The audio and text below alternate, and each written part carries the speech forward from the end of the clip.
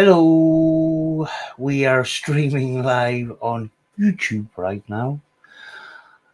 Hello, Brett. I didn't realize that I had gone live, but yeah, I'm here now. Just get rid of this.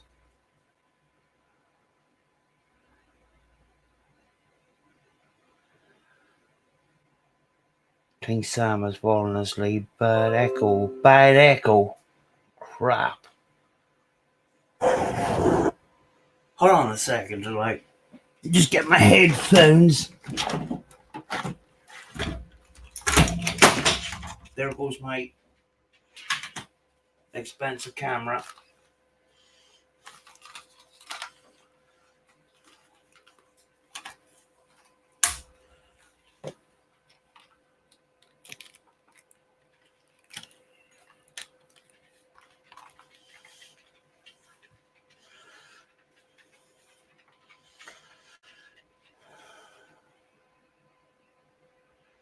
Is the echo gone, I wonder?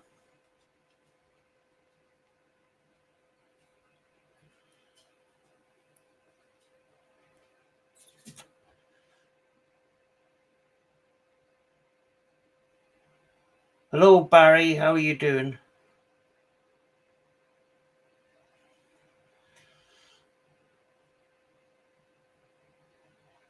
No, Sam. That isn't good.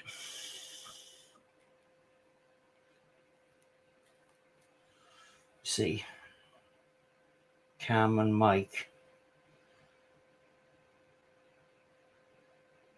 Microphone, camera, audio.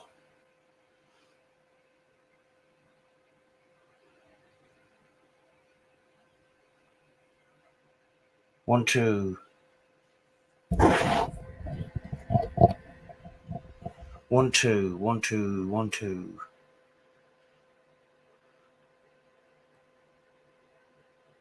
Default microphone.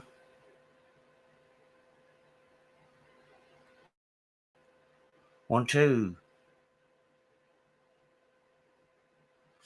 I've changed over to the computer microphone. Is that any better?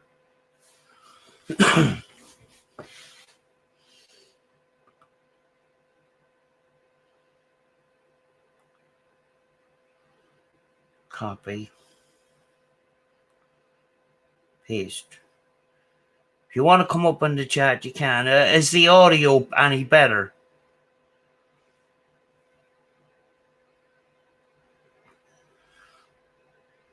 Yeah, it's better. If you want to come on, feel free, you know.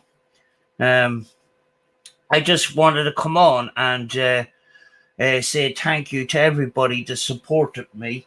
Today is kind of the channel's birthday, as it were. It's 2 years. A year ago today, I had 300 subscribers, and now we've just went over 1,500 and that. And when I look back on the channel, this is the year where I started doing paranormal investigations rather than a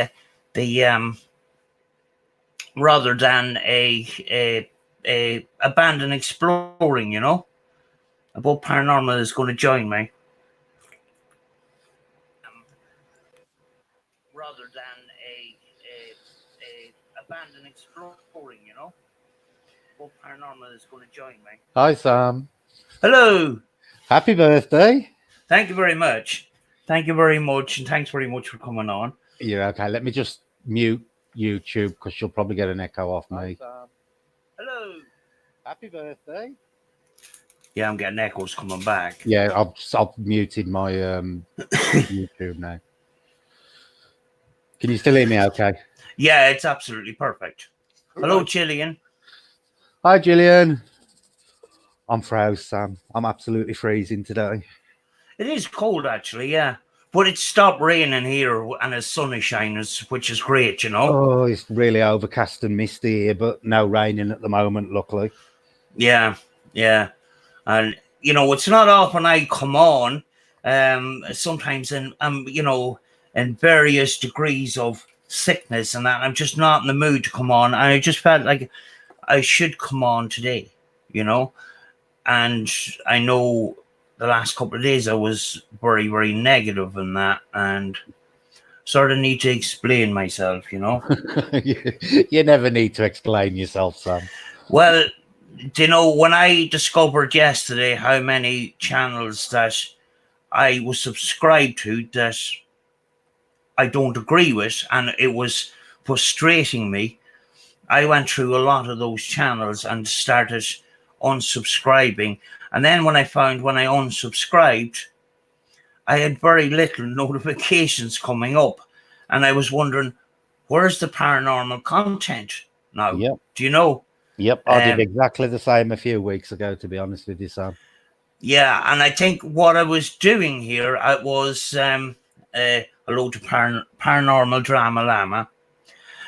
What I was trying to do was I'm trying to move forward to next year and not have these other glory seekers affecting what I do for myself. Yep, I don't blame you. I've done exactly the same thing with my channel. I have literally cut right back on my subscriber list on paranormal channels. Yeah, I mean, like I haven't done an awful lot, but I've done one or two bitch videos just to express that I do not agree with what is going on in certain parts of the paranormal. This is not what just to make myself clear that I don't agree with this. Mm-hmm. Sometimes it might ruffle a few feathers, but I need people to know where I stand with the paranormal, The thing is, Sam, we've got to continue putting our points of view across, because if the paranormal on a whole on YouTube is getting very one-sided as far as I'm concerned. Yeah. We've got to keep. There's a smaller community of people like us out there who, let's be honest, are more dedicated to the paranormal than they are YouTube. I love my channel, and I do, but the paranormal is my priority for me, not my channel. Yeah. I think for me, it's getting out and getting to these places, and very often I learn something new. Now, people come on to me, oh, Sam, you're great with equipment and that. Can you tell me about this and that and that?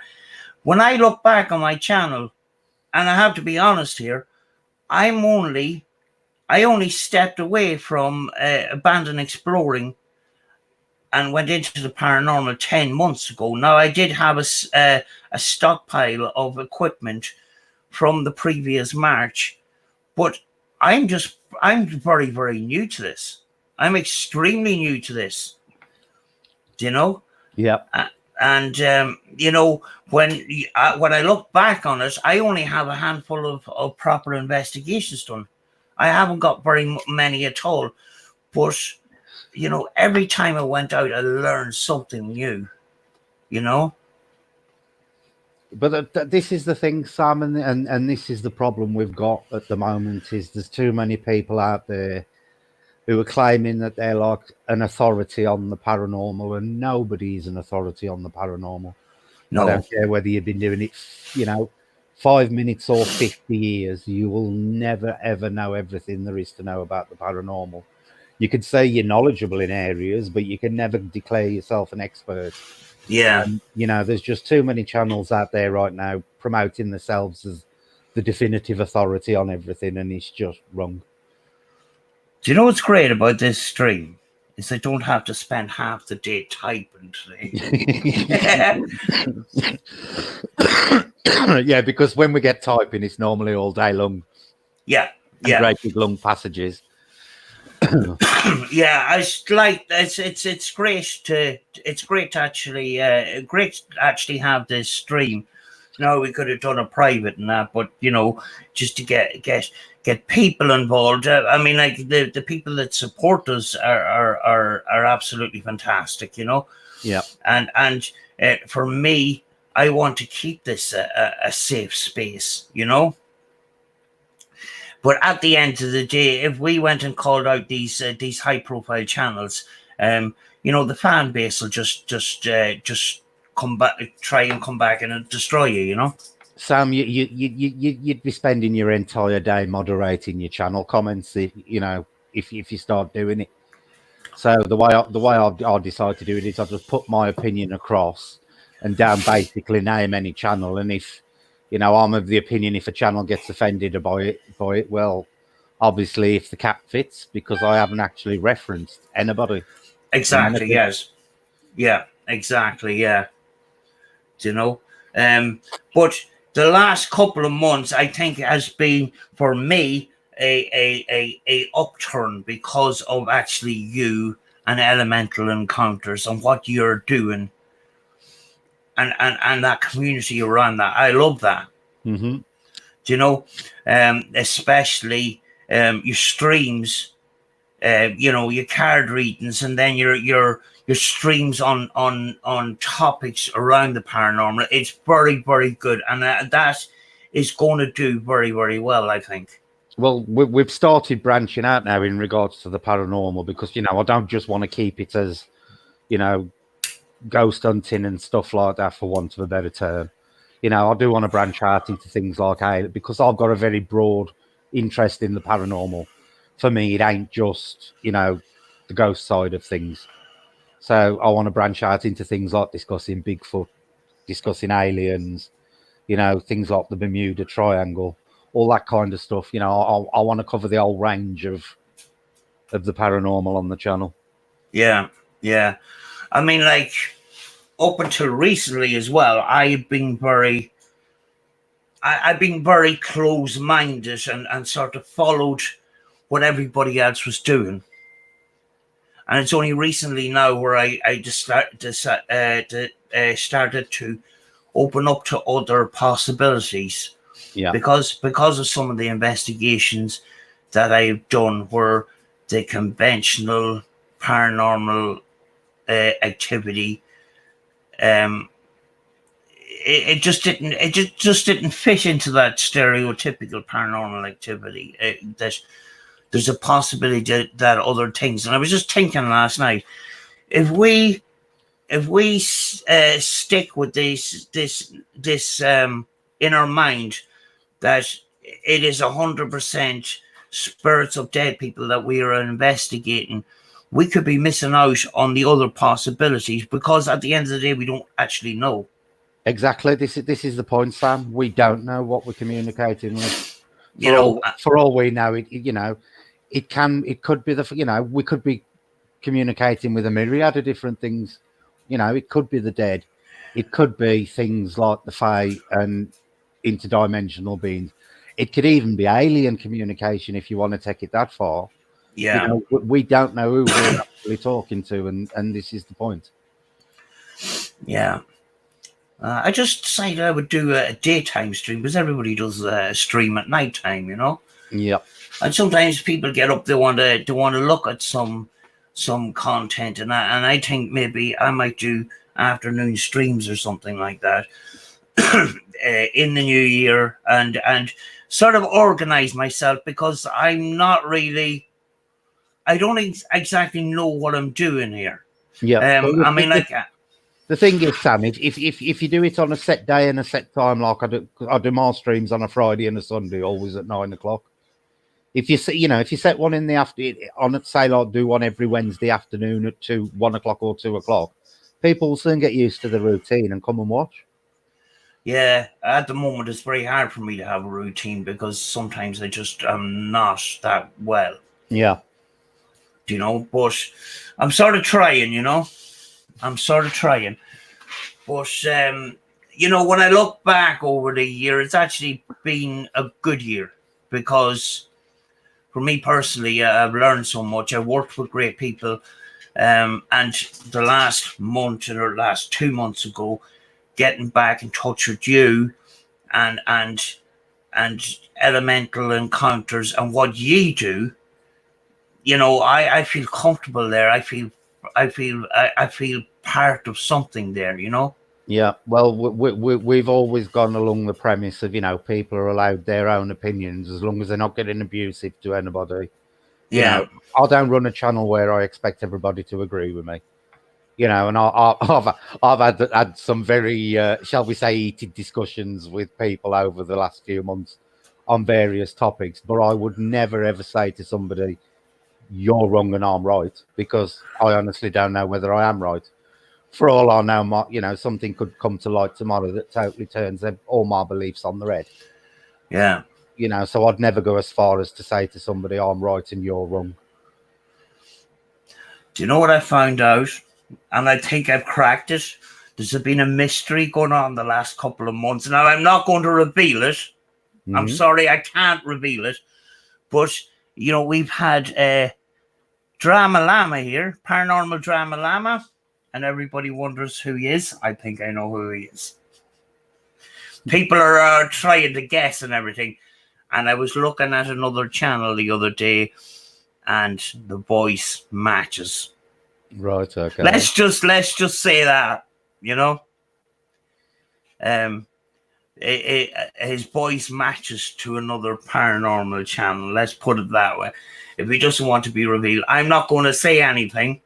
You can beg me all you want, but I'm not going to reveal it. Let him do. If he wants to remain anonymous, let him. And that. Yeah. But I had a couple of clues over the last couple of months, and I put them together, and I figured it out yesterday. But yeah. What I've been trying to do the last couple of days is go through what was bad in the last year and what was affecting me personally and get rid of it Yep. It's the best thing to do, Sam. and do our own thing, because some of the negativity and the drama that's happened actually did affect me personally, because there was these other streams revolved around this drama and I kind of got caught up in it. Mm-hmm. And it actually brought me down, and it made me it brought me to the point where I didn't want to go out, which shouldn't happen because it's got nothing to do with me. Yeah. Yeah. Do you But know? it's so easy to get sucked into these things, and to be honest with you, I avoid all the. Well, the problem with them is a lot of them are under the label of paranormal, but they don't actually discuss anything paranormal. They're more so discussing the personalities within the paranormal. So I just tend to avoid them like the plague now, because it just ain't worth getting sucked in with it all. Yeah, because I mean, like at the end of the day, what we're trying to do is we're trying to show people that paranormal activity does exist, and it's not what people are conditioned to see it as, because there could be a lot of people are conditioned to see the paranormal as what's seen on TV. This is the problem with it, Sam. You've got two types of people who watch paranormal channels. You've got the people who are genuinely interested in the paranormal, and then you've got the people who only watch it for the jump scares and the frights and the drama and stuff. And unfortunately, on YouTube, the latter is a bigger audience.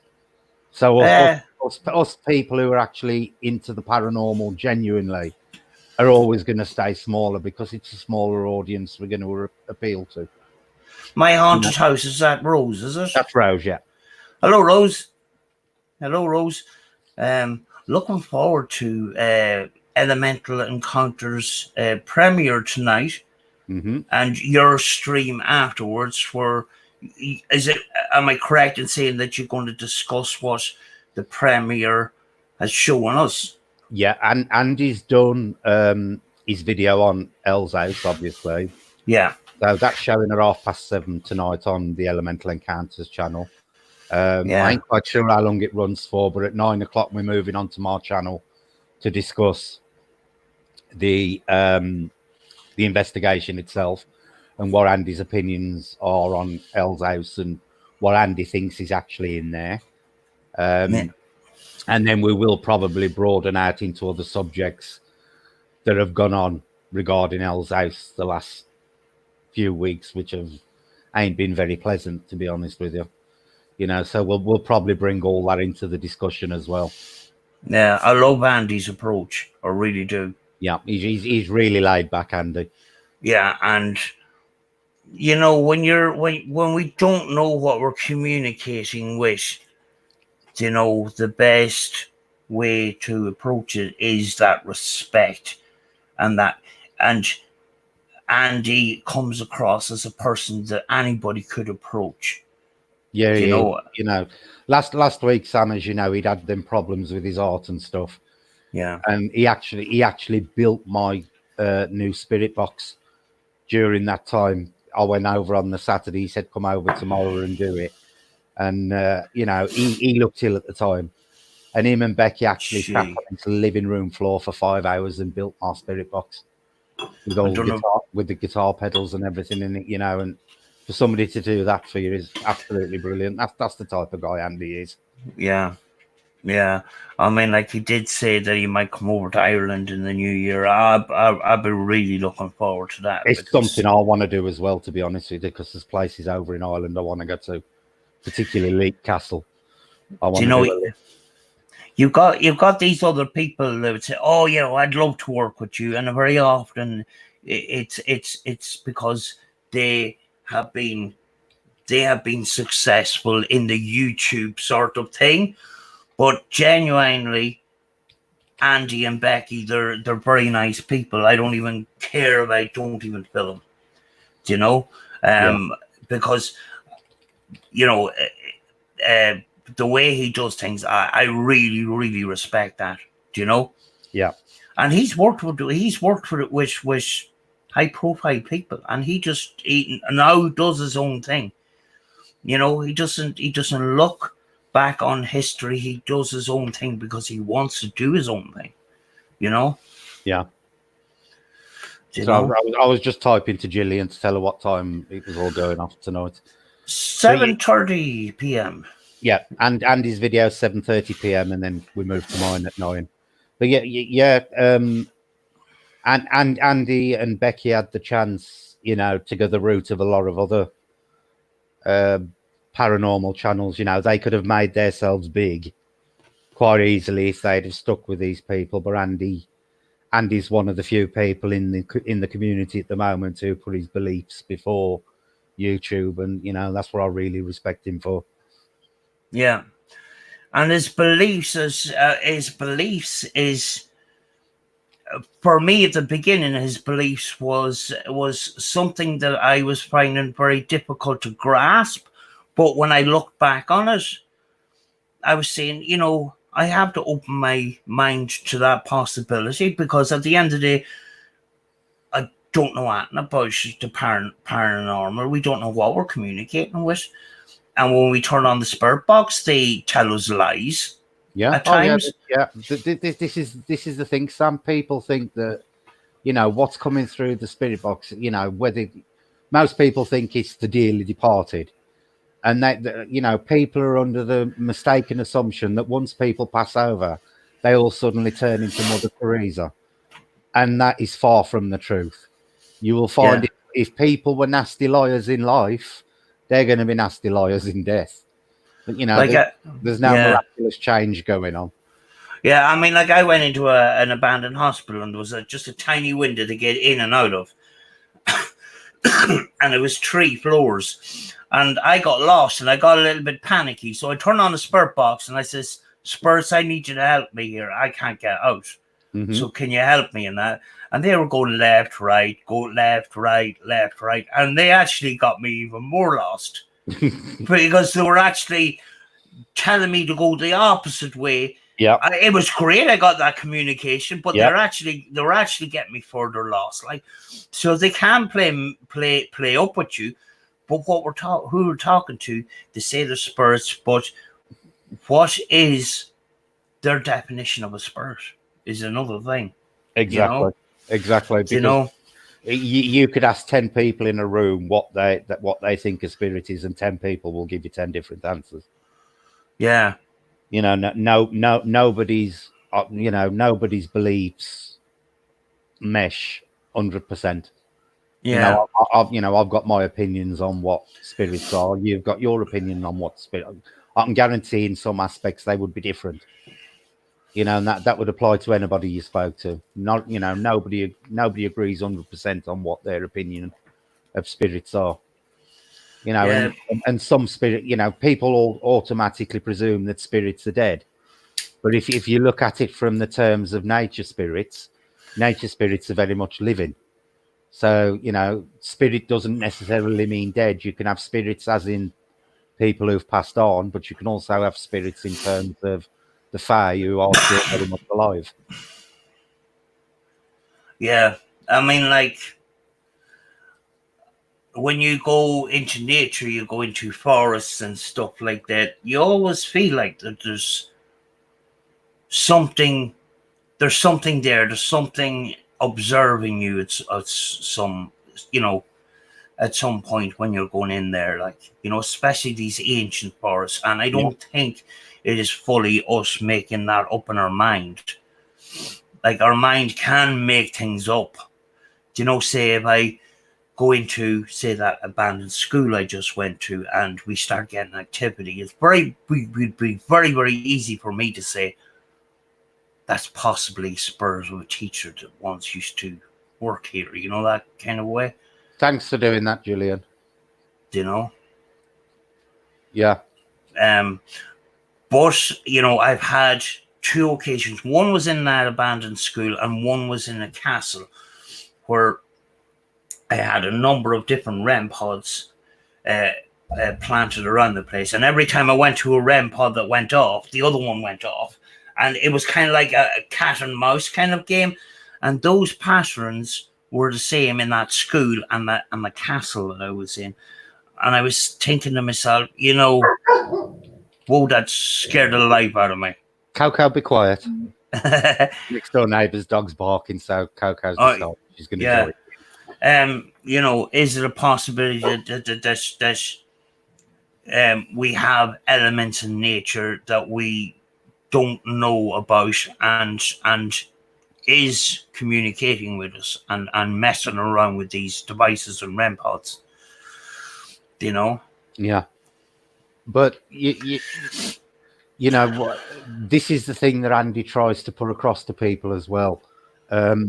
You're always best to find out what you're dealing with before you carry on with any investigation, because, and as Andy will tell you, things like nature spirits can be very judgmental and have to be treated differently to how you'd possibly speak to a dead spirit. You can easily cause offence and just have them disappear on you like that, and they'll be gone. I just want to, yeah. Go on. I just want to say hello to Karen, the high priestess, who just gave me $10, and she really love her channel. Thank you very much, Karen, for coming in. I really appreciate it, and very thank you very much for the $10.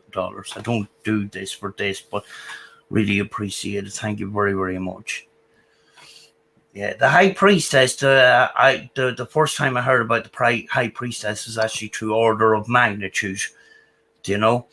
And through Order of Magnitude, I found some of them more honest channels, and that was a great source of information for me. Yeah. So thank you very much. Thank you. But yeah, I mean, like, it's very important that we be independent, because it's our channel, not to bring in us these negative things. Because I've done one or two, very few, but I've done one or two drama videos calling out these people, and those videos get more views than a lot of the other videos. But the thing is, when I get more views on them, it detracts from what I'm actually doing. Yeah. You think you're getting a big load of, you're getting a video with hundreds and hundreds of views. Thing is, when you upload the next video, it doesn't. I find that it doesn't take off as well, because there's been a drama video. Yeah. People seem to like the drama. Yeah, and that's why what I was saying like earlier. There's two types of people who watch paranormal on YouTube. The ones who love the drama and the jump scares and all that, and the ones who are genuinely into the paranormal. Yeah, I'm And then, actually. Yeah, go on. I'm just gonna say about the High Priestess. Um, not a massive channel and that, and if you see her there in the chat, you might consider maybe subscribing and giving her the thumbs up. Some of her videos are really, really good, you know. I'm going to actually try and put a link there now in a second.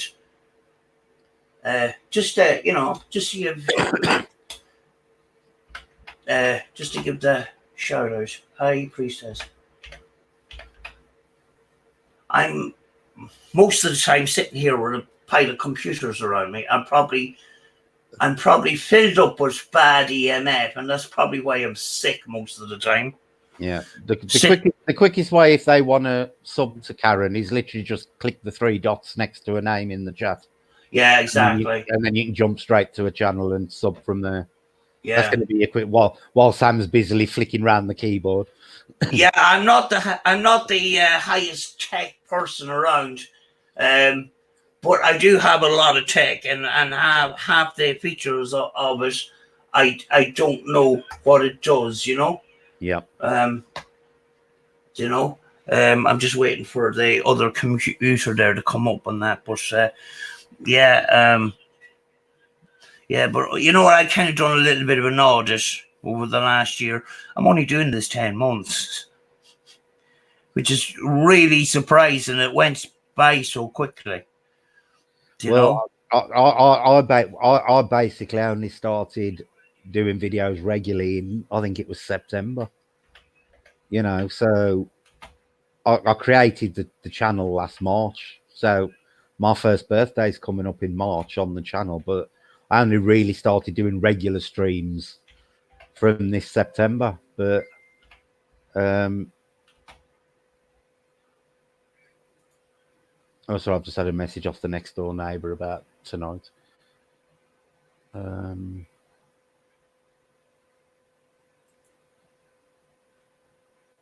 Sorry about that, Sam. Let me just answer this. The neighbour just says, I will be watching even if I ain't commenting. That's grand. It's done about tonight. But I forgot what I was saying now. This is the problem when you do lives and you get interrupted by social media and stuff. But yeah, you know, I've only been doing it regularly since September. Yeah. On the paranormal, but you know, I've been doing the paranormal for 30 years. And this is also another problem. A lot of people on YouTube, they've only been doing it a couple of years, and you know, and half of them haven't even left the house. It's all been done via internet research and stuff. And I do think you've got to get out and have them personal experiences before you can really start talking on any type of informed level about what goes on it in regards to, you know, especially with the ghost hunting side of things. Yeah, I mean, like that's what I started off doing after I had experiences with the urban exploration, like, you know. It all started off with, you know, what I was glued to watching on YouTube was, oh my gosh, CJ Faison, Mo Sargi, and a couple of people's dirty sunny deeds, and those urban explorations with a bit of sort of they sneak in a bit of paranormal. But I found I believed them at first actually, but it turned out it was to get, you know, to get people excited, to get people entertained. There is elements of computer editing trickery done there, because I did actually catch one or two of them out, but it's entertainment at the same time. But it got me to want to go out, and I was very, very ill at the time. I couldn't leave the house, and I just says, you know, I need to try and get better, and I need to do this for myself rather than just being sitting watching somebody else doing it. Yep. So I went out and I started doing these abandoned buildings and that. But the thing is, in America, you may have a load of abandoned buildings and abandoned hospitals and such things, but it's very limited in our country. It's very limited in our country in that, and I can't keep going back to the same things. But the thing was, when I went to one or two of these places, I picked up audio on the camera that was not able to be explained. And I come home at night, and I was doing these explorers, like a paranormal investigation, if you know what I mean. I was going out and I was filming these hospitals and these buildings, and coming back and putting the card into the computer and putting the headphones on and listening to every single thing, because I did get something, and that brought me further into the paranormal. Now, I was kind of, I wasn't able to incorporate straight away this load of equipment that I had got, but I had started off with the spirit box. But the thing was, I was copying other YouTubers. You go into a location, right? Let's start off the spirit box, folks. And it's only now where I'm starting to go into a location and put down the equipment, put down the bags, and have a little walk around and relax. Yeah, Feel the environment. Just relax, not go all in guns blazing. Go in, get set up, and all the rest of it. Go in, sit down, listen, and I'm learning more and more now to shut up, because I do see a lot out there that's going to an investigation and they have the camera on them all the time and they're talking all the time, and something could go on off in front of them, but the camera's facing them.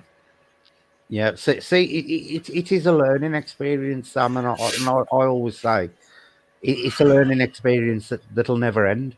No matter how long you do it, you'll always learn something new along the Yeah. line. And with things like that talking, a good example of that is ETA Paranormal with Lindsay and John. Now, Lindsay is a self-confessed chatter, and she even admits, that she does tend to talk over spirit boxes and stuff, and John's always telling her to be quiet. But if you watch her, she is starting to leave these bigger and bigger gaps. So there are channels out there that are prepared to learn, but you've got others out there who they've got their little set format now, and they will stick to it no matter what. And they do it because they know it entertains, and the paranormal should be entertaining, but entertainment shouldn't be the priority of a paranormal channel. No, I found myself lately, when I started going into a place, I'd have the camera on, but I'd put it sitting on the table and start just working, rather than having focused on turning and scanning the camera down. Sometimes the camera's just left sitting in the corner and I'm doing my work, because I feel like I can concentrate more if I'm not concentrating on the camera. And that's why the camera had been sitting on a table or sitting on the floor pointing towards us, but it meant that my hands were free. I wasn't concentrating on the camera, I was concentrating on what I was trying to do. Do you know? Yeah. With ETA, what I found very interesting was thinking outside the box, and that was to do with these interactive toys. And it's like what I said a couple of weeks ago. Companies are not going to invest huge amount of money into paranormal equipment, because the market sector is tiny in comparison to the consumer market. They're going to make more money out of putting this technology into toys and household items than they are going to put into the paranormal. You see, the science community isn't fully in line with us, and that's why we're not advancing in the technology, and that's why some of these smaller companies are taking household and consumer items and converting them for paranormal equipment. And that's why a lot of our equipment, their history goes back to the EMF detector, which is used by electricians and plumbers and builders and stuff. Yeah, to find electromagnetic currents. See, and the problem we have at the moment is once once a lot of these companies do latch on to something being, useful for the paranormal community, the price of it skyrockets. There's companies out there who are selling stuff that I know for a fact it's probably cost them 10 times less to buy and make than what they're actually selling it for. Yeah. And I always say to people, if you can, make your own stuff because it's a lot cheaper. Yeah. I hacked that Roberts radio a couple of weeks ago. Now, if I'd have bought that off somewhere like eBay or off one of these so-called paranormal equipment companies, I know I would have paid well over £100 for that radio. That radio cost me 30 quid off eBay, and I converted it myself in 5 minutes. Yeah, I have Mm. one. I have one of those Roberts radios that I haven't hacked because I bought them pre-hacked, which cost me more, and it cost me very, very little to buy the radio on its own. Yeah, So I decided to buy one for a spare. But take for example one of these that you can go on eBay and buy them and other companies, and I've seen them going for £80, and this particular one here cost me £4.20 to make. You know, yeah. it cost £2.25, something like that, or £2.25 for the door handle alarm itself, which is a wire coming up at the top of it. I cut that wire and connected it to the antenna, and this here is connected to the speaker. Do you add that light yourself, Sam, or is that light already included with it? No, that light is added.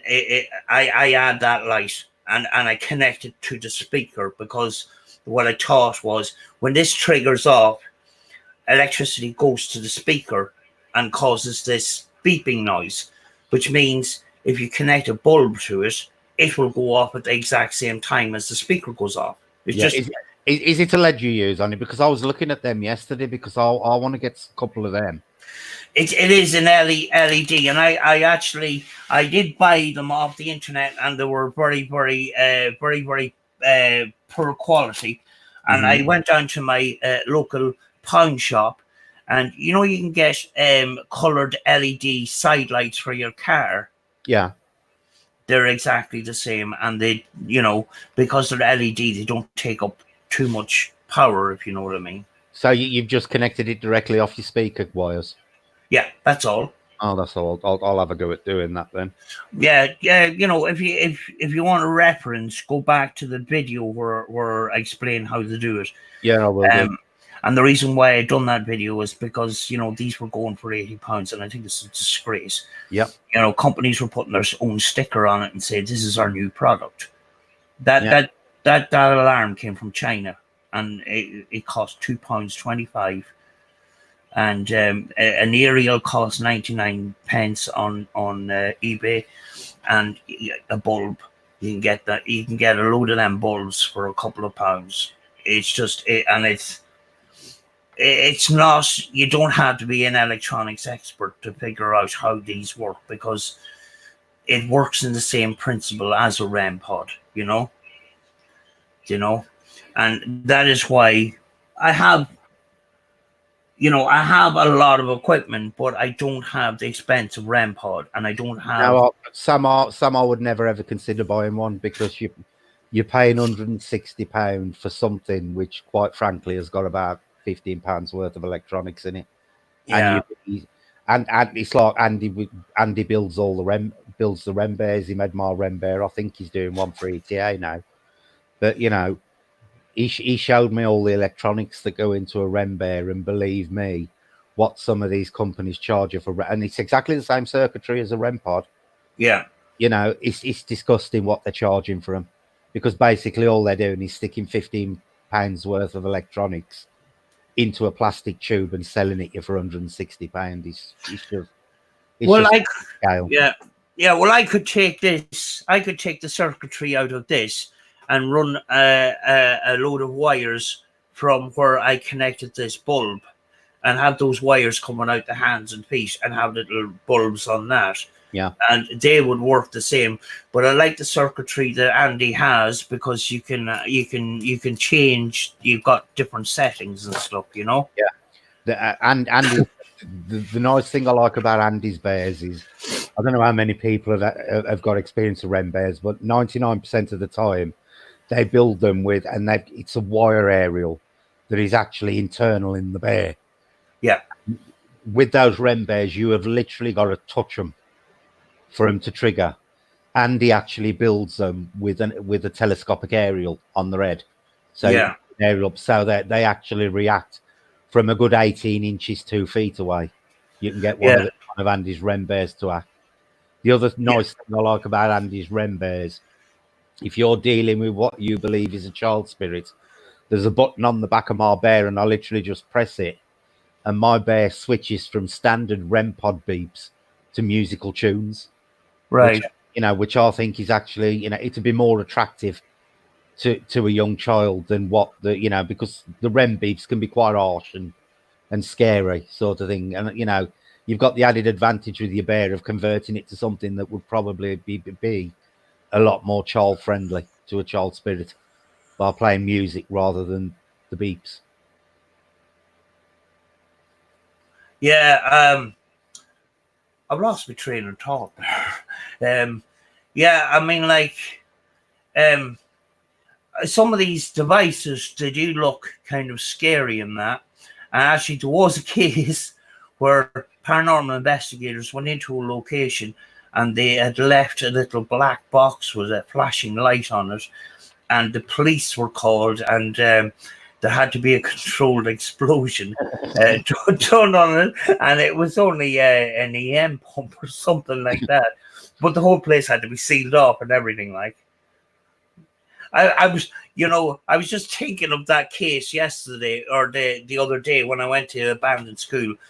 And I walked in and I looked at the table in the kitchen, and there was my little white REM pod sitting on the table where I left it 5 months ago. I And cannot believe that was still there after 5 months. I was wrecking my brains for 5 months wondering, where did I leave that feckin' REM pod, And I have so much equipment in so many boxes, I thought it was in there, in one of those boxes somewhere, Uh, you know?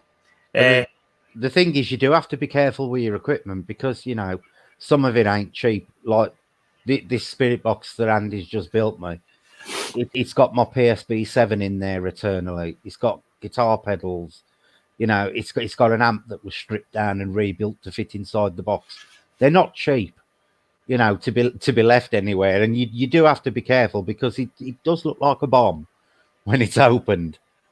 Yeah. As you've seen, Sam, they do look like a bomb. So you do have to be careful about where you leave stuff. We'll have to be careful around here, you know what I mean? Yeah. Being in Derry, Philip has joined us, I think. Is it Philip or Caroline? Philip was sick. He had the flu. So hello to Philip, Yeah, I mean, like, imagine what do you call it?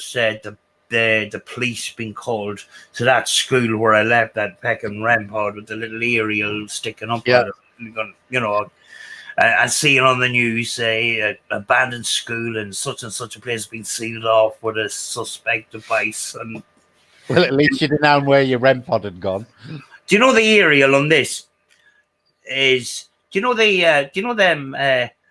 Do you know them net curtains, and you get the wire for the net curtains? Yeah. You can actually get them in the supermarket. I get a piece of that. It means that the aerial doesn't get bent or whatever. And I couldn't get a telescopic aerial into that because the electronics is jammed tight into that, Mm-hmm. And actually, those are door handle alarms as well, but and they're a little bit more expensive. They're around a tenner and that, but to work on these is a nightmare. I actually couldn't even get an LED in there, Yeah. But and they're actually slower, so the black ones are better, I'll get me because I noticed they'd got them on eBay yesterday, and I'll order me a couple off eBay and get them converted over. Yeah, you can buy them in groups of 2 or 6 or whatever, But the video that I done, it makes it very simple for what to do. You don't really need to know a major amount of electronics to do it.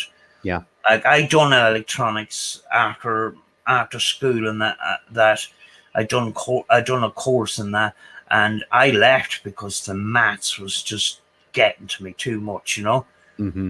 The values of resistors and capacitors and stuff like that. It just the match just completely fried my head, and I just left. But I have a history of meddling around with broken radios way back from when I was a kid. Trying to get old radios working again, and trying to add new features like, being able to talk into the radio and coming out the speaker and things like that. And it was just a matter of putting other radios together and adding them to each other. There's a group of us at school, and we just went down to the dump at dinner time and started bringing back these electronic bits and pieces. Yeah. Well, it was like that box Andy built for me last week. People see the portals on YouTube where the pedals and everything are stuck out on the outside of the amp, whereas Andy built mine with everything internal. You wouldn't believe the work that went into that box, Sam. It was 5 hours of work of both him and Becky working, in tandem to get it done. They had to strip wires, they had to reverse polarities on plugs, they had to dismantle the amp board, and parts of the amp board, take things off to move them around so they fitted within the box and stuff. It was a lot of work. People don't realise how much work you put into some of this stuff. It weren't just the fact of gluing an amp in the box and then gluing in pedals and gluing in a speaker and stuff. There was a lot of work involved with it, right down to stripping the amp down into different sections. Because Andy hasn't got his head on Andy's box itself. He hasn't got the external power adapter and the headphone socket on his. But I wanted them on mine because I like to pipe my Spirit box directly into my Tascam sometimes. Right. Yeah. So I said to Andy, can you do it so that I've got the power and headphone sockets? And he did all that, but it involved him having to actually strip parts of the board off. And it's the same with the plug that went into the amp. It was in the wrong place, so that had to be dismantled off the board and put somewhere else. That it's a hell of a lot of work that went into that box. Yeah, I mean, like I've seen people having their own version of it, and they put a while of effort into it, and it's inside the box. And these pedals, it's good for controlling some of the noise that we don't need. Yeah. Especially the noise gate, but it's good to let it in a little bit of noise. I'll set mine now so you can just hear a very slight thump, because that way you're still getting the lower range of the audio coming through. It's just it helps narrow out a lot of that hiss and static when you're doing the Spirit box, because when you got your reverb on, if you've got that hiss constantly coming through, you've got constant reverb going on. So I'll just knock it down enough so you can just hear a very slight thump in the background. But absolutely brilliant boxes built, and like I say, everything's internal. I've altered it slightly. I've drilled an hole through the top so I can fully extend my PSB 7 aerial, whereas Andy doesn't. He's kept inside the box, just slightly extended. But I think what has been done is people have taken what Mr. Hope has done, which sticking the pedals on the outside, which now is a kind of is associated with him, and people think it looks cool, but when you look at it, it is very, very messy. It's ugly. I think that style of portal is ugly, Sam. It's basically, I think it's a lazy way of doing it, is sticking it on the outside. Yeah. Now, if people can't make a box, it's fine, but it's not aesthetically pleasing. People associate that kind of setup, Mr. Huff, and they go, "Oh, I got this Huff box," with all these wires all over the place. But when you think about it and you take Huff out of the equation, it looks pretty messy, And these boxes were going for thousands of dollars. When you think he would have made an effort and put it into a nice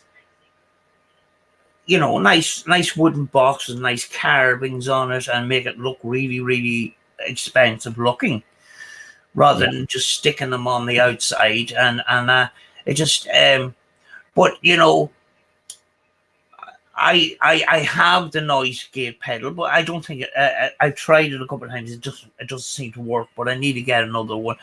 But I did notice that when you're using it, the reverb, when you turn the reverb on, you just turn it on slightly. You don't want that echo coming through, because it'll distort what's coming through. I like to set mine so there's just a very slight bit of echo on the edge of the words, because for me, I think it sharpens up what's being said. I don't want it echoing over like 5 seconds, because one thing just blurs into another there. Yeah, it's just very, very slight, and it just brings that response out of the static. Yeah. Because some of these boxes actually, and when you think about it, the S box, the static is more prominent than the actual responses. Yeah. And if you put an S box into one, connect onto one of those boxes, it could control that static, and then with the reverb, bring that response out of the static and make it more prominent. You know. And that's one of the reasons why I haven't got rid of my S box, because I think there is sort of potential. But I did actually see that similar fault in my new motorized box, and I think what's happening there is there's interference going into the circuitry that's making that burst of static on FM. Yeah. You know, it runs and it scans, and then all of a sudden you get this mad burst of static, and it just is, over a long period of time, it's very, very hard to listen to. But if it was connected up to one of these devices, I think we could separate the static from the actual responses, you know? Yeah. See, I was very close to buying an S box last year, Sam, when they first brought them out. And then they brought out that update where they added in that bloody pause, where the box actually now physically pauses when it receives a signal. And that just put me totally off the S box, because it's actually introducing radio bleed. But the thing is, you don't have to upgrade that software if you don't want to. You have a choice. Oh right, I thought it automatically upgraded. And but the problem was, I bought it under the condition that software was going to be worked on and introduced over a period of time. There hasn't been an update on the software since I bought it last year. So the thing was, we were promised more software based on people's comments and that, and we didn't get any more updates in software. So I think they may have possibly just abandoned the idea, sell them, and move on to something else. Because this is why I always say, I'm very reluctant when something new comes out on the market. I'm very, very reluctant to buy it straight away. I've learned from that is, when a product comes out, I think leave it for about a year or 2 years before you buy it. Yeah, totally agree. See what other people think of it. Now there's all sorts of, it was a great size. The sound was great. The volume was great, and I like the fact that it had a manual little volume thing rather than pressing buttons. And the LED screen was great as well. It had that old-fashioned display that you would see in the very old video recorders, which meant at nighttime you could see it an awful lot better. And you had the recording system on it as well. Yeah. But I think what they done was they rushed it to get it out for the Christmas market last year. Yeah, I think that's what they did. And if they waited and try to get rid, try to work on this little bit of over too much static bursts, especially on FM, it could have been it was meant to be possibly a competitor with the PSP7 and PSP11. The thing is that the idea of the S box itself, Sam, was really good. It was Absolutely. really good, but they were introducing things via the software that didn't need to be introduced. They should have concentrated more on the things like the static burst problems rather than adding in all the whistles and bells. They should have concentrated on the basics first. Yeah. That's the size of it there. And the idea was that instead of having bringing a separate recorder and a separate big spirit box, you had both of them in that little size of a product there. And you have to admit, it is aesthetically, it looks Yeah, great. it does.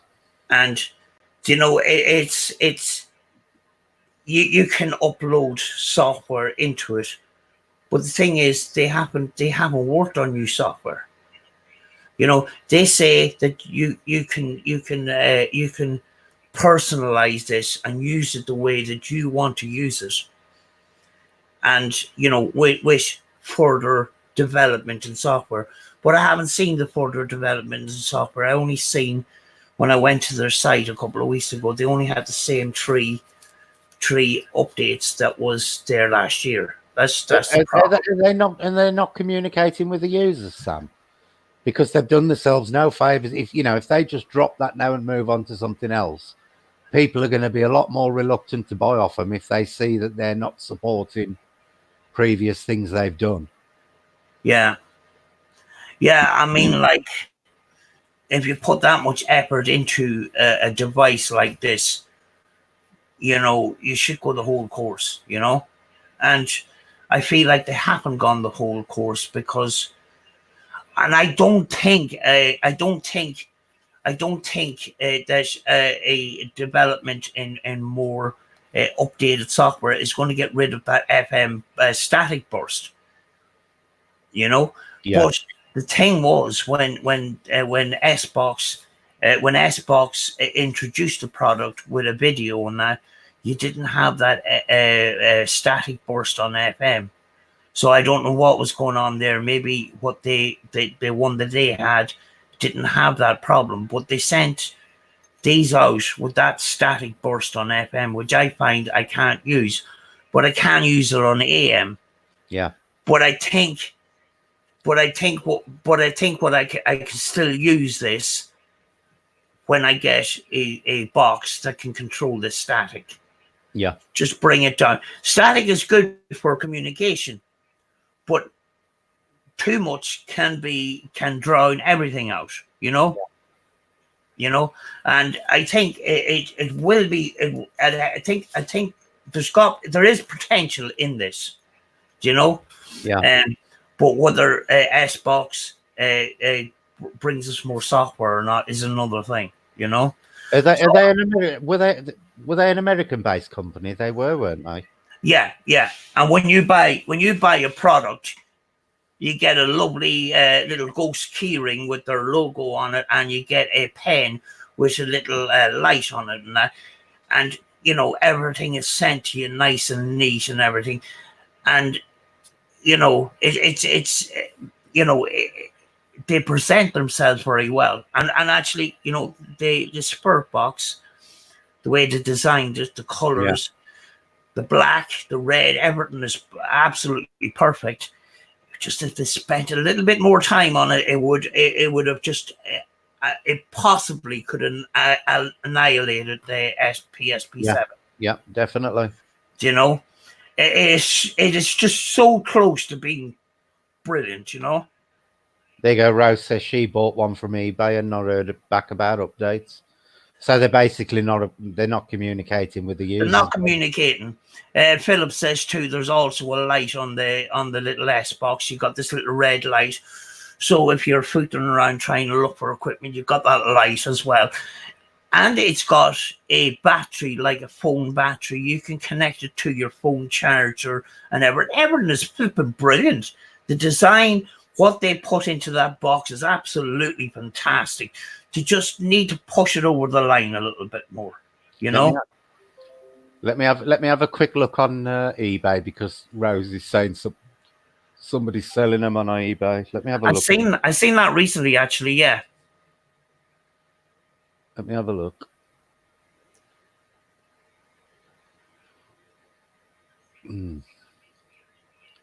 I've put in S box. It's coming up with everything bar the S box. S box. Let me put Spirit Box on the end of it. See if I can get it up. Yeah, £90.53. They're currently being sold for on eBay, and the PSP 7 is going for 85. So you know the PSP 7 is actually priced £5 underneath.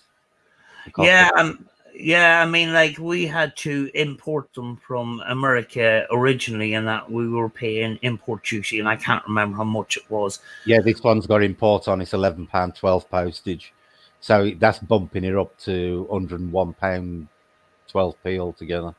Yeah, I can't remember how much I paid. It was something like 128 or something like that. I can't remember, and you know, I was excited to get it, but I'm actually disappointed because just because of that one thing. Yeah. And you know what I mean? It's frustrating. It's got everything. It's great. It means you know, if the Spirit Box is absolutely brilliant, you could bring that. You didn't have to bring a set recorder, although I don't know what recording system they have in there. Is it MP3 or is it waveband? Which I only use waveband because of the compressions of yeah, I'd presume it's probably MP3 that it uses. Because MP3, what it does is it makes the file smaller, and in order to make the file smaller, it takes out snippets that's not needed. Yeah, and that's that what. could. Because I presume it's limited in card size, isn't it, for recording? I don't know. I think it might be limited to 128. Yeah, I think. Which would make more sense for it to be MP3 recording rather than .wav, because as you know, .wav is a lot bigger because there's no compression on it.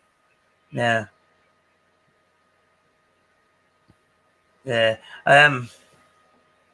Yeah. I actually don't have a PSP 7, but I have the PSP 11.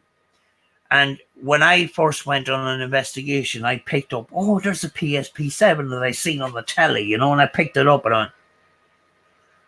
you know, it was light and flimsy, you know. Is that £89, you know? Yeah. You know, excuse me.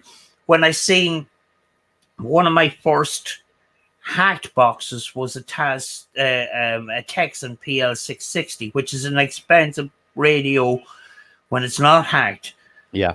And it was Appy Droid that I got the idea from. He showed everybody how to hack the Texan PL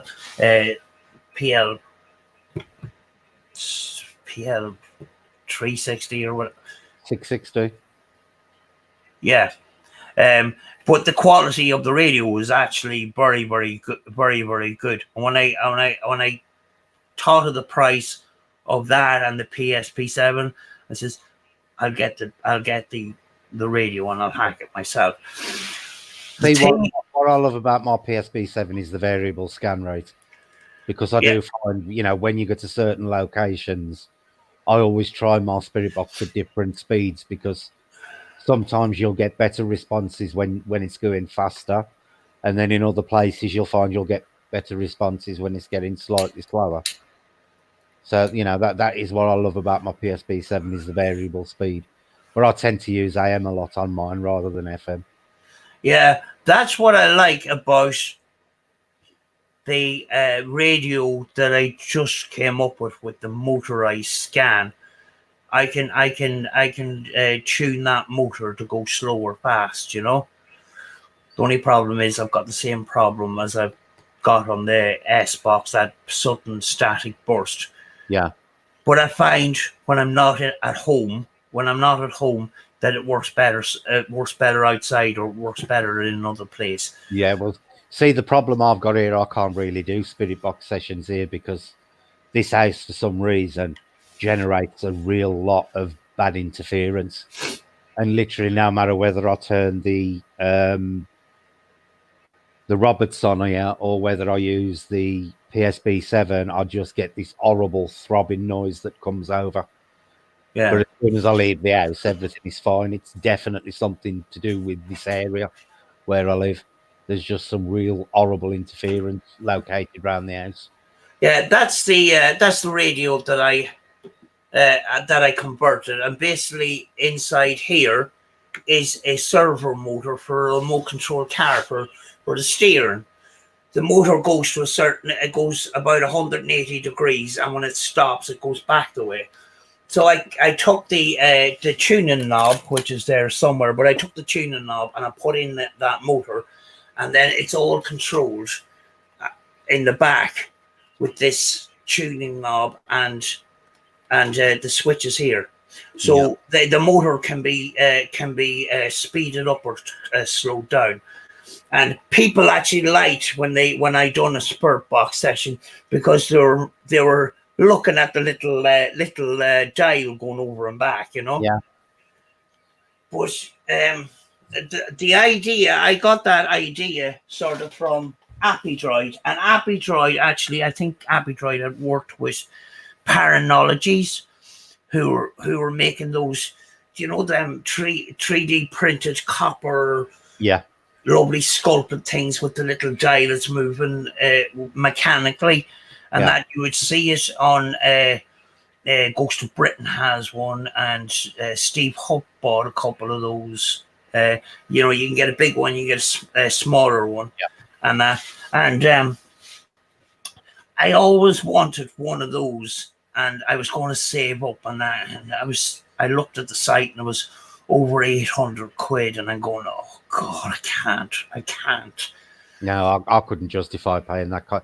If I'm going to spend that kind of money, which I ain't got at the moment, it will be on like a top of the range camera. Is what I want. That's exactly what I was thinking myself. Do you know? At the end of the day, you know, this big fancy radio and that, is it going to be any different than your PSP7 or some of your conventional devices, you know? You know? So I'm just reading comments. Oh, you can see the comments too, can you? Yeah. I'm on the actual YouTube rather than on Streamlabs watching it. Oh, right. Yeah, I am in a medium wave, are exactly the same thing, because I always use my Roberts on medium wave because I find I get much better communication on the medium wave on the Roberts than I do on the FM. Much better. Yeah.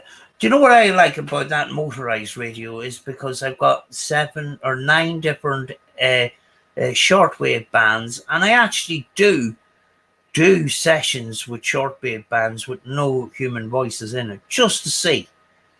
Do you know? Yeah, I've got shortwave on this Roberts. I was trying it the other day, but like I say here, all I get is that horrible interference.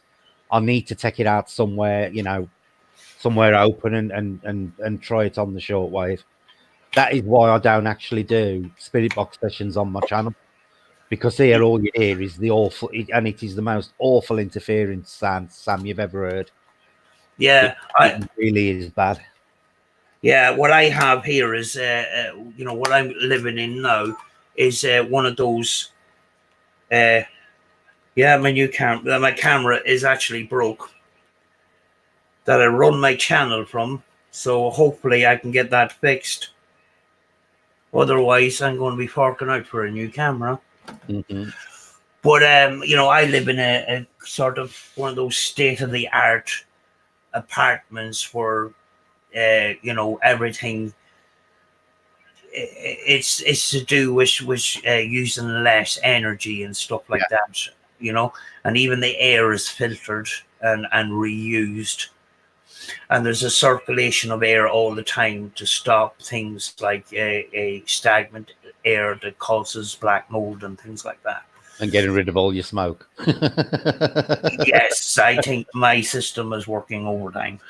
Yeah, Do it does here as well. you know, triple glazing and that. But basically, it's a single row of bricks on the outside. But basically, these apartment blocks came in on trucks, made from wood. You know, it's put together like a Meccano set, and then just bricks put up on the outside. So you've got most of my apartment is basically insulation. Yeah. So sometimes I have problems with signals. You know. But I think that's what I'm going to do next year. I'm going to start putting a couple of quid a week away and try and save up for a decent camera. Because I use the camcorder when I'm in the house, and if I'm out, I use my S9 phone. Because believe it or not, my S9 is a brilliant camera on that phone, even in low light. But I would like something like a decent Canon or something camcorder to go out and do the outside investigations with. But then bloody expensive. You're looking at about 800-900 quid for a decent one. Yeah, my hallways basically it's just shelves of equipment, and Yeah. I don't feel like I need to buy any more equipment. I looked on eBay; it's the same stuff that's been there for the last year. There's nothing new. Yeah. There doesn't seem to be anything new out there except there's a device. It's one of those. It's a box, and it's got a movement sensor on it. It's got EMF. It's got all sorts of different little things in the one little box, but it's very expensive. You can't get it directly from eBay. You have to get it from a certain company. But that's the only thing I don't really have. I don't feel I need it because I've got other devices that will do that for me. Yeah, well, I was looking at a device on a company website the other day. This laser vortex everybody's into at the moment, Yeah. and they're asking over 55 quids for them, Sam. And when I looked at it, it's basically a computer fan with a mirror glued to it. Yeah, you can buy the round fans on the round mirrors on eBay, and it's a computer fan and a battery box. Yeah, They're built very very cheaply, but I seen that as advertised as their new device, their new product, and that it's and they're charging over 50. And this is going back to how people, when they bring out this new equipment, just have a good look at it, because you'll find you'll probably be able to do your own version of it for most of the 10 price.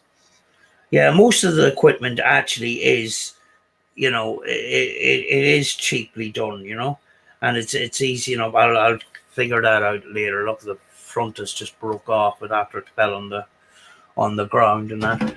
But it's just a simple device, just like the REM pod's a simple device. Yeah, it is literally an angled mirror glued onto a computer fan. That is all it is. Yeah, and that's what I liked about ETA Paranormal was they thinking outside the box and going to these interactive toys, which have a lot of computer power in them. Yeah, I love that little robot they use. I must show you this fucking doll. Oh god, This doll freaks me out. Even if I can find it, I think it's behind me here. Just back in a wee second. I hate dollies. I hope this one's got both its eyes.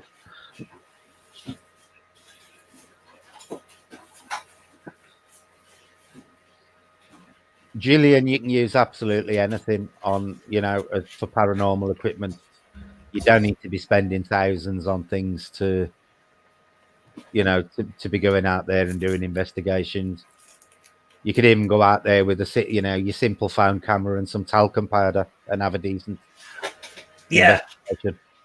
If you think, say if you were broke and you really wanted to do an investigation, you could go into the pawn shop and get some of them little, these little butterflies on a stick with the little spring wings and stuff, a ball of wool, some talcum powder, some of the flashy balls for the little dogs and cats to play with, and you'll get you'll get something, you know.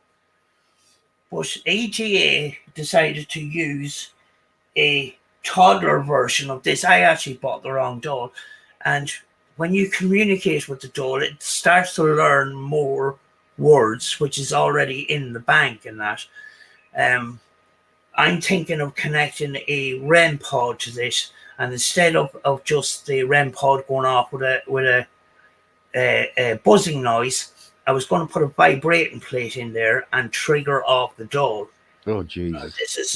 This is the doll, and this here, there's robotic technology in the face in this doll. It even freaked me out.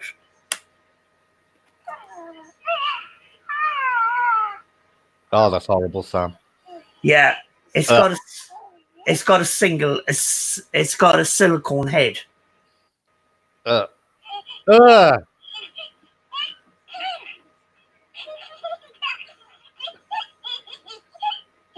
That would be in the bin, without a doubt. You can see when the mouth opens, there's a little crease goes on the skin and everything. I doubt the dolls at the best of times, especially moving ones. Oh, Yeah, but I don't think this one has got. I haven't read. I turned it off now. It's dead. I think the one ETA's got is like the toddler version in it that learns words. Which means it learns words, but my one, I think it's not going to go any further than babbling and making weird noises. You know, but it was actually expensive, you know. Yeah, imagine waking up in the middle of the night to find that thing standing next to the bed babbling at you. Well, stuff of nightmares. I forgot it was on, and when you leave it on, what it does is it goes off to sleep, and next thing you can see the chest compressing and contracting. No, and then it'll be loud in here, Sam. And it'll go into standby mode then, and it'll just say nothing. But one day I went and I sat down on the couch and I triggered off the doll. Next thing the doll just started laughing and giggling and everything. It scared the life out of me because I wasn't expecting it, you know. And I forgot that I had forgotten to turn it off, you know.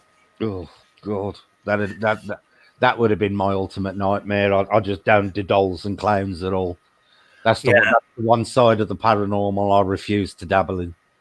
Dolls and clowns. Yeah, the robot. I have the robot as well, and you know it can move. It moves with sensors on front of it.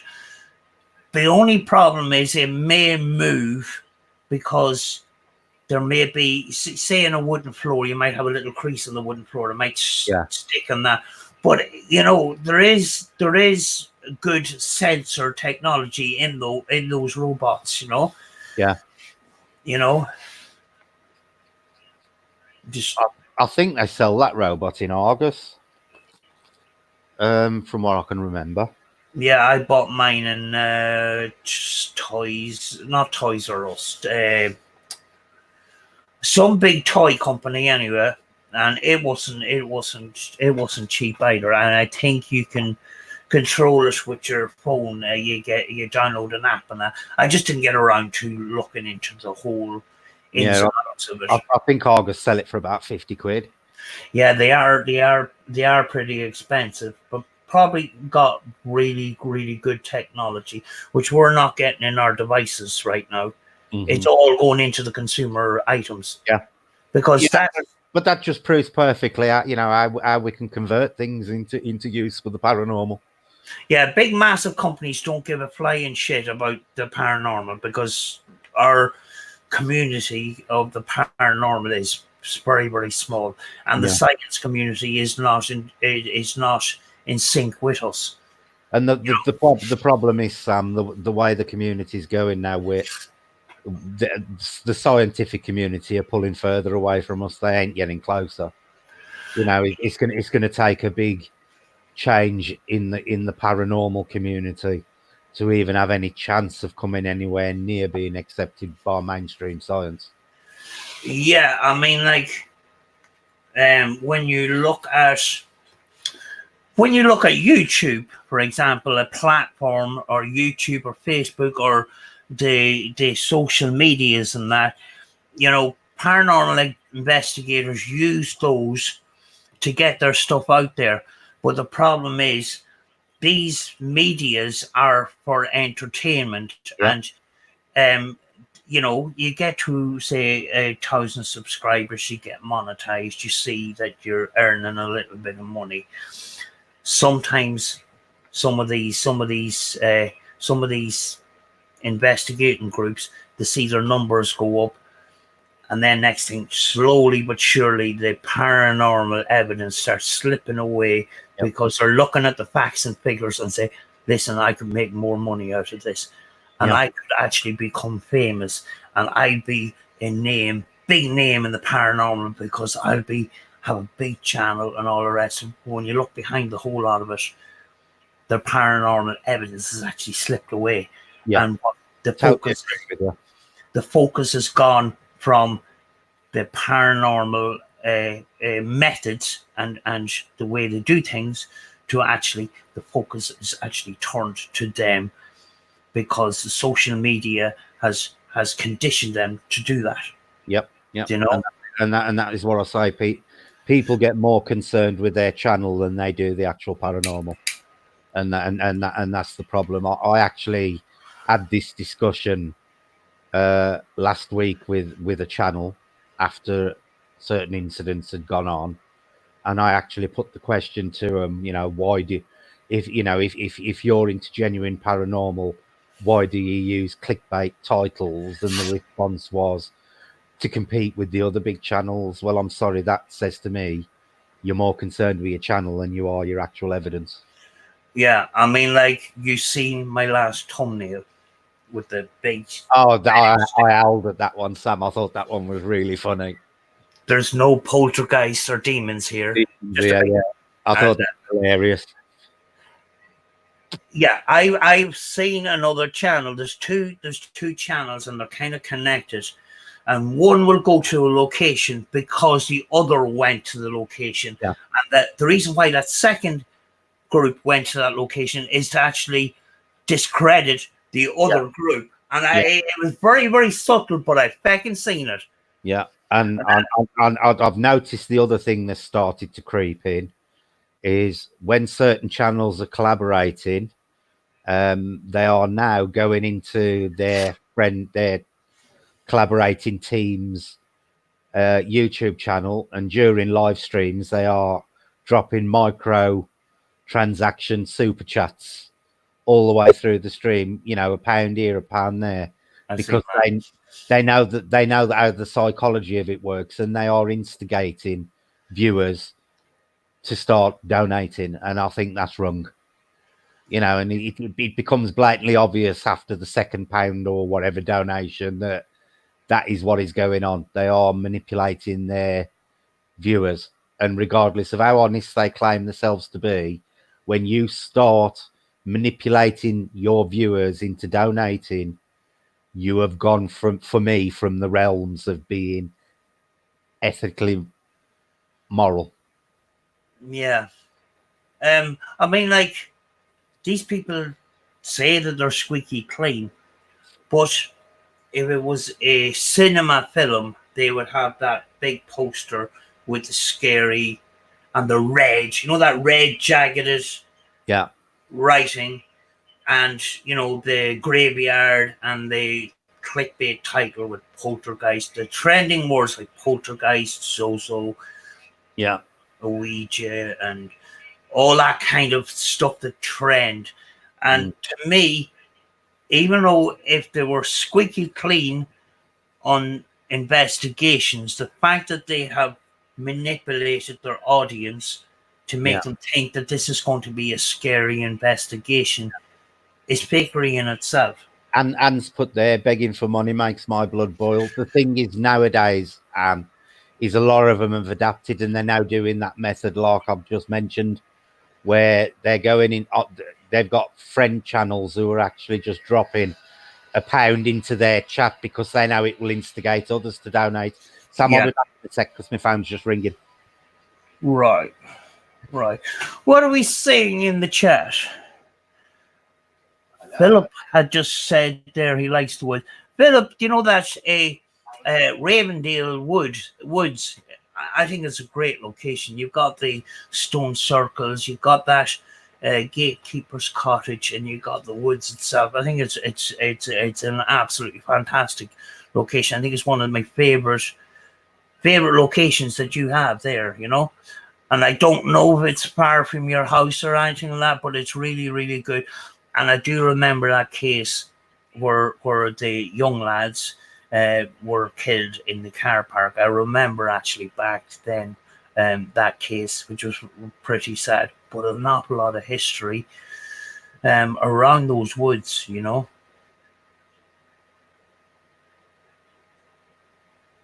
And I always wondered when I always wondered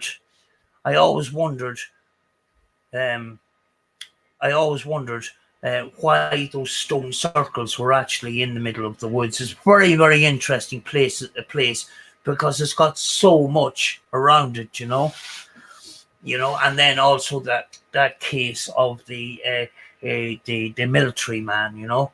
It's got a lot of stuff, and you got the famous tree.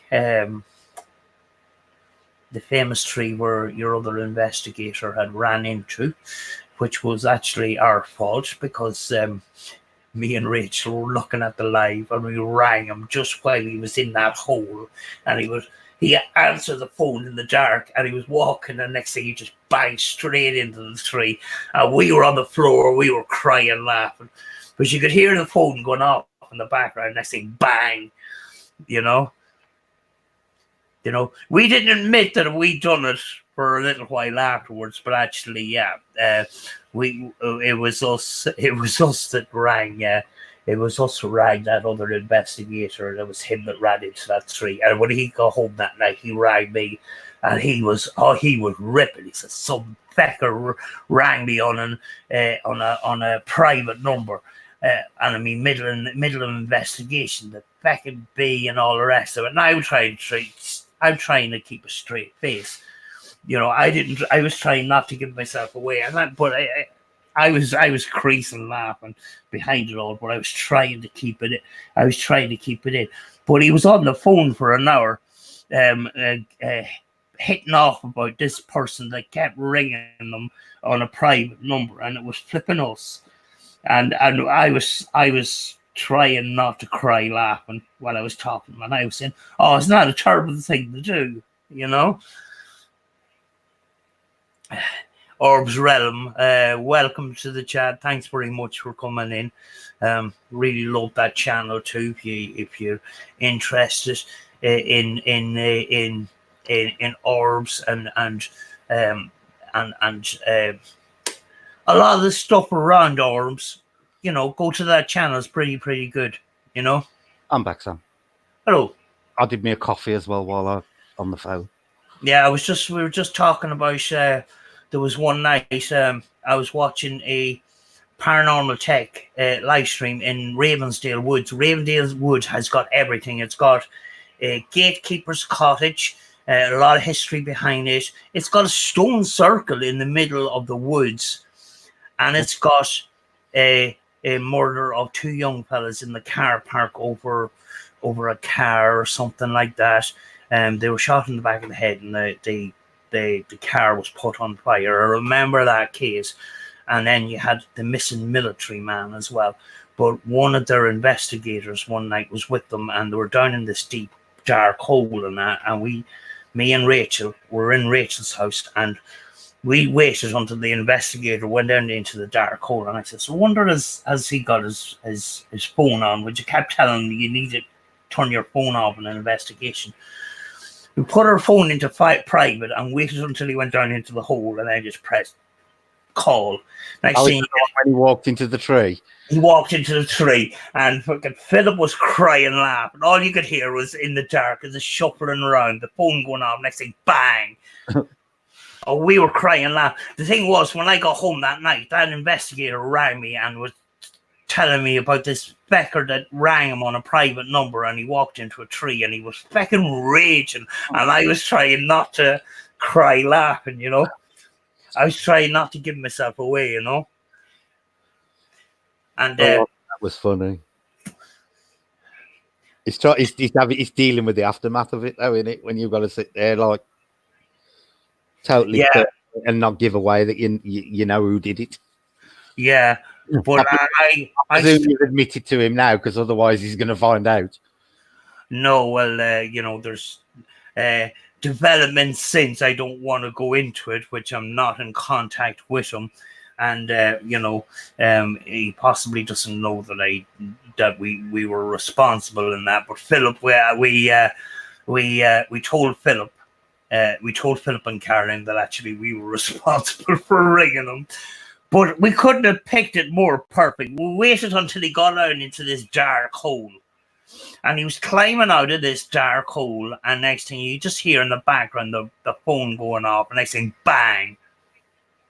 You know, it's now called Martin's Tree. Martin's Tree.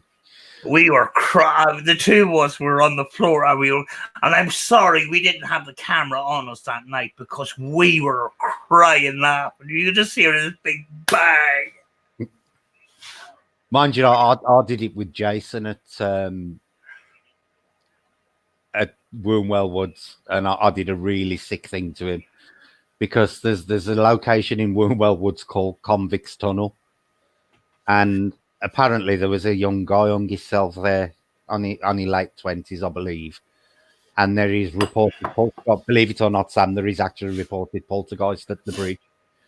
So Jace went up on top of the bridge, and while he was talking away on top of the bridge, now Jason took like 2 minutes to clamber up this very steep bank to get on top of this bridge. I waited till he was on the top and shouting down, and then he was looking, and I flung a brick on top of the bridge, because this is what this poltergeist is known for doing, throwing bricks around on top of the thing. He came down the bank that fast, Sam. He actually had to catch a tree at the bottom to save his flinging over this barbed wire fence at the bottom. And I really wish I'd have recorded it, but I didn't. It was absolutely hysterical how fast he came off that bridge.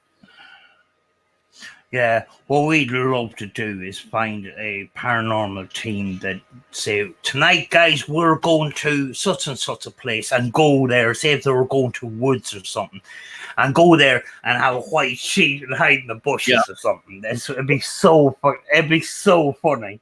Well, Phil Sinclair went through a stage of that earlier on in the year, where he was being stalked by people wearing masks and stuff, and that was a little bit more sinister, though. I thought you were throwing stuff at them, you know? Yeah, but the second one, they were actually in masks, and they hid in bushes and shrieked at him and frightened the life out of him. Luckily, he did see the funny side of that one, but, you know. Yeah. Hello, Eileen Strong, and Stephen Dennis is here. Hi, Stephen. You know? Just so many things. I've been looking at so many things and say, imagine if we just hid in the bushes and just fucking had the sheets hiding behind the bushes. And, you know, say if there's a camera on them, and in the background you'd see, you know, us running out of the bushes and dancing, and then by the time they turn around, we'd be gone or something, you know? Yep. It would add a bit of comedy to it, you know?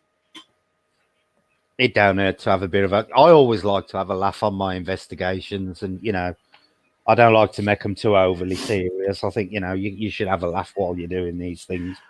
Yeah. I don't fake anything, but, you know, I do play tricks on Jason while we're there.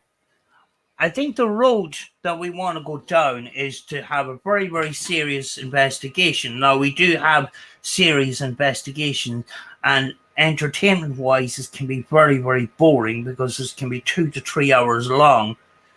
But for me to come out more in the humorous side, because me and Rachel are quite funny off camera. Yeah. You know, we are very, very funny people, and to add that, because we don't want to alter what we're doing, you know, in our job, because and the mistake that these other teams are doing is they're adding, you know, the scary music, and then something scary happening, Yeah. and some of it's fiction and that, to get the attention of the viewer, because a lot of the times a large percentage of people on YouTube are looking for entertainment. But there's nothing wrong with having a laugh while you're on an investigation, Sam.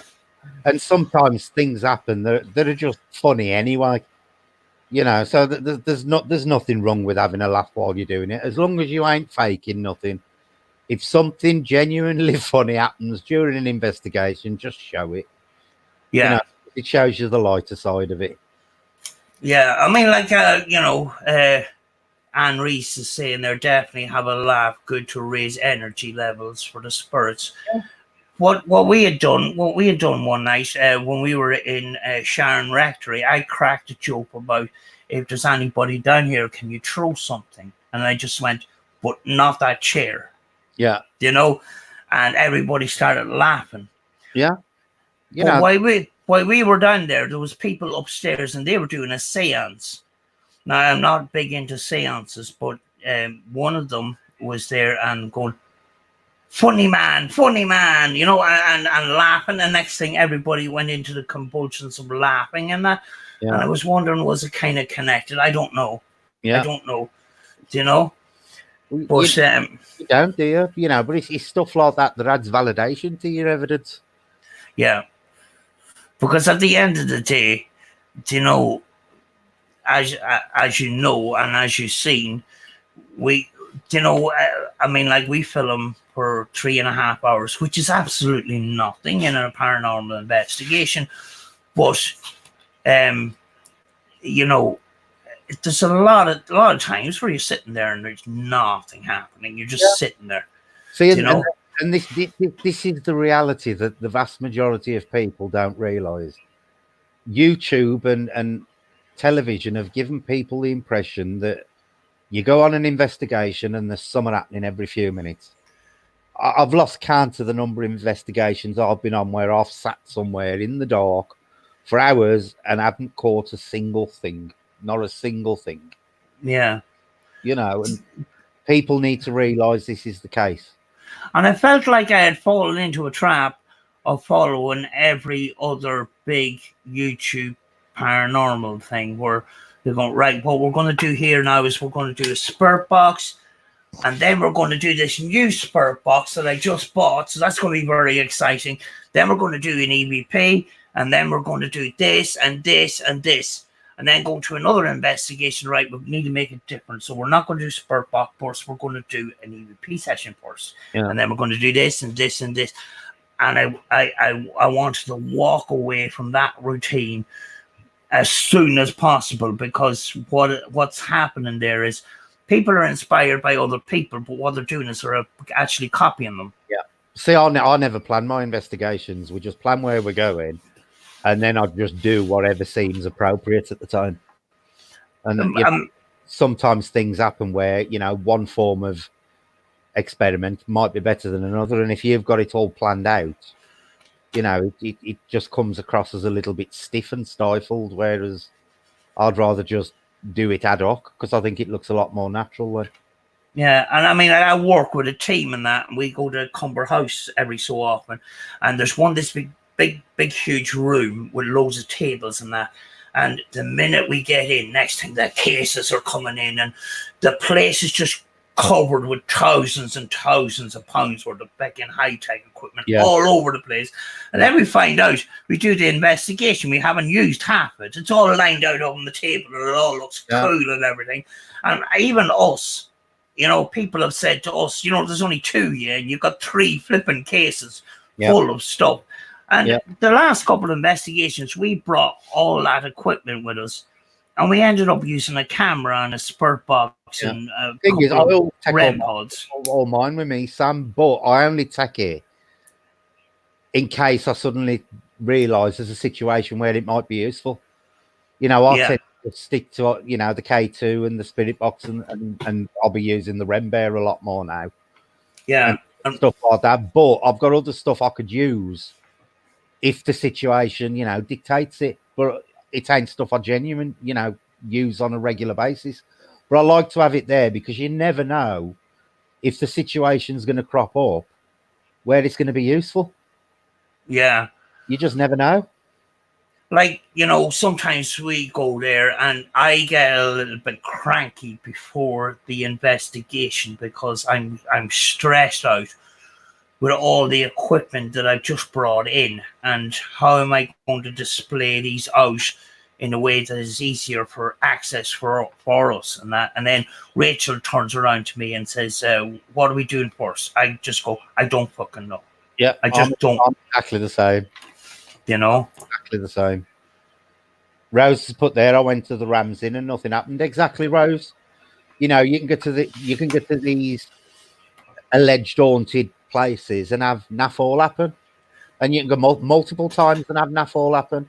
But then you could go and suddenly have all sorts happen. There's no guarantees with the paranormal whatsoever. And this is why it always makes me dubious when these teams are pumping out an investigation a week where everything's happening every few minutes. Yeah. If you've done it yourself, that just does not happen. Yeah, a couple of miles from us is the Sharon Rectory, and it's a private house which was the owners had bought it as a complete ruin. Now there was trees growing out of this thing, and the roof was falling in, and all the rest of it. And when they renovated it, within the first week, there was a lot of activity happening in that.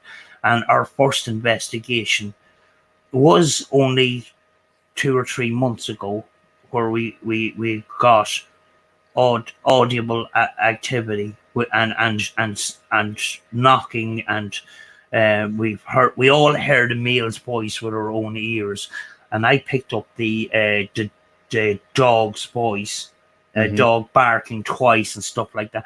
There was a lot of stuff, and then there was one investigator that was actually scared out of the house.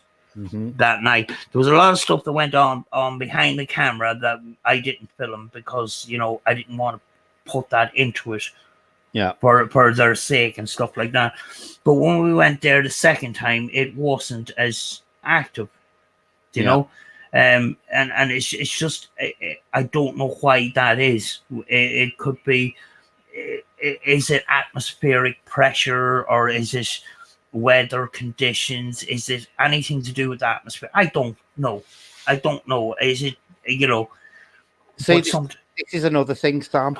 A lot of them are too quick to jump to the paranormal explanation, where for me, I always go through the natural explanations first, and if I can eliminate all them, only then do I move on to the paranormal explanation. But a lot of teams now, they start from the opposite end of the scale, and it's got to be paranormal before it's normal. Yeah, and the paranormal is called the paranormal for a reason. Yeah, with the recent school I done, now not many people go in there, and there is a wooden floor in there. What I found was when I walked on the wooden floor, it creaked. But when I got off the wooden floor, after a couple of seconds, it would creak again, and it's possibly that the floor is just coming back up. Yeah.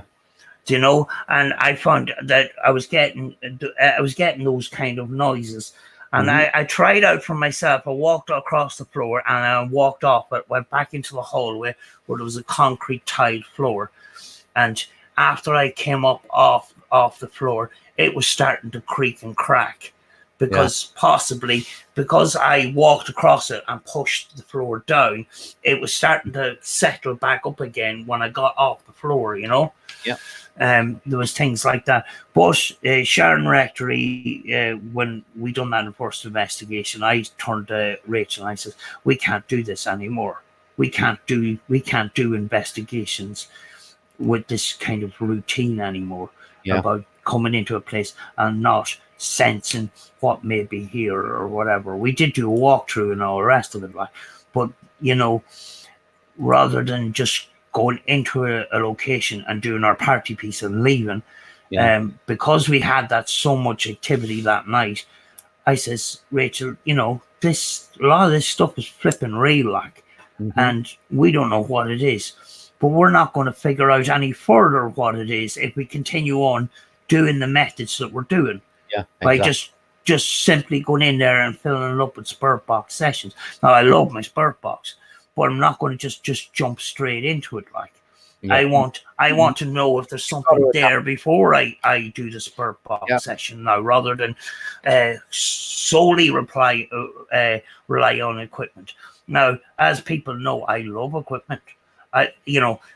By using equipment, you're giving them something extra to use if they possibly can use it.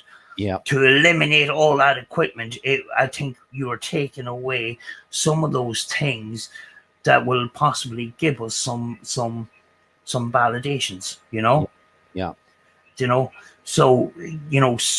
But I learned to be a little bit more observant of my own senses as well, and that is one of the important things that we actually learned, and because Rachel is with me, Rachel doesn't look at our paranormal channels. She's not influenced by any of this. She loves. Hang on a sec, Sam. Llama, can you stop interrogating Rose in the chat? Because it's getting a bit much. Sorry, I didn't see that.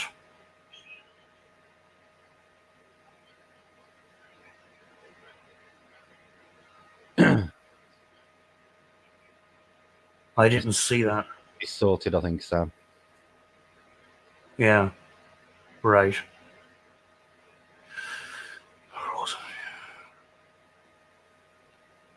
Yeah. Sam, we're doing the stream tonight. Lily B Full of Tricks has come on, has messaged me today to ask if she can come on. Right. Because she's got some points she wants to raise concerning, and I don't know what it is because she ain't told me. All she's told me is she's got some points she wants to raise where it's L's house compared to East Drive. Do you want to come on as well? I might not be able to because I'm actually going to Rachel's house. Oh, don't worry about it. I was just going to say, because I think you'd have some valid contributions to add to it.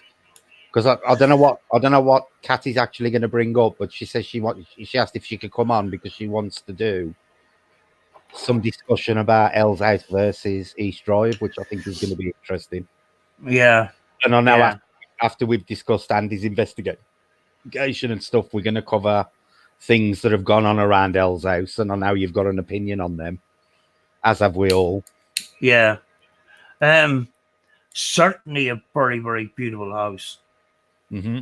And anything to go by the thumbnail of the lovely garden and the gates and the lovely house, really, really nice. And I just love the inside. I love the way it was all laid out and everything. It's really, really, really, really nice. I don't know if I call it Hell's House, but that's up to the people that own the house. But certainly a very, very, very extremely interesting location, I think. Really, really good. Yeah. Yeah, it's just that Rose is a little bit fragile concerning the house at the moment, Llama. And you were bombarding her with questions a bit. I did actually ask you to stop. Sam, sorry, carry on. Yeah, I mean, like I've looked at some of the streams that Rose had put, set up the camera in the little side space, the like the attic, like it's a dormer house, and you've got these side areas where you can store things, and she had the cameras there, and there was movement going on beside the camera, these clicks. Yeah. And it definitely wasn't happening outside. You could hear it straight up right beside the camera. It was very, very interesting, and it'd be very interesting to see the investigation tonight, because Andy is very, very thorough in what he does, and very well. I can tell you there's some very interesting shots in there tonight. I don't know if you've watched any of John Vernon's channel, but John has got something that follows him around that is called Cara. and she puts in a couple of appearances at El's house, and you can see her clearly. So you'll find it very interesting tonight. I must link up with that channel and see, Yeah.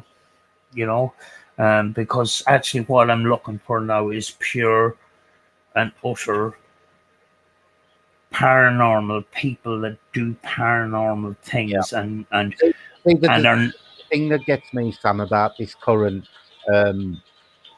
situation with all these clickbaity titles, they're putting these clickbait titles on lives, that haven't even occurred, and then suddenly what they're claiming in the titles is happening in the lives.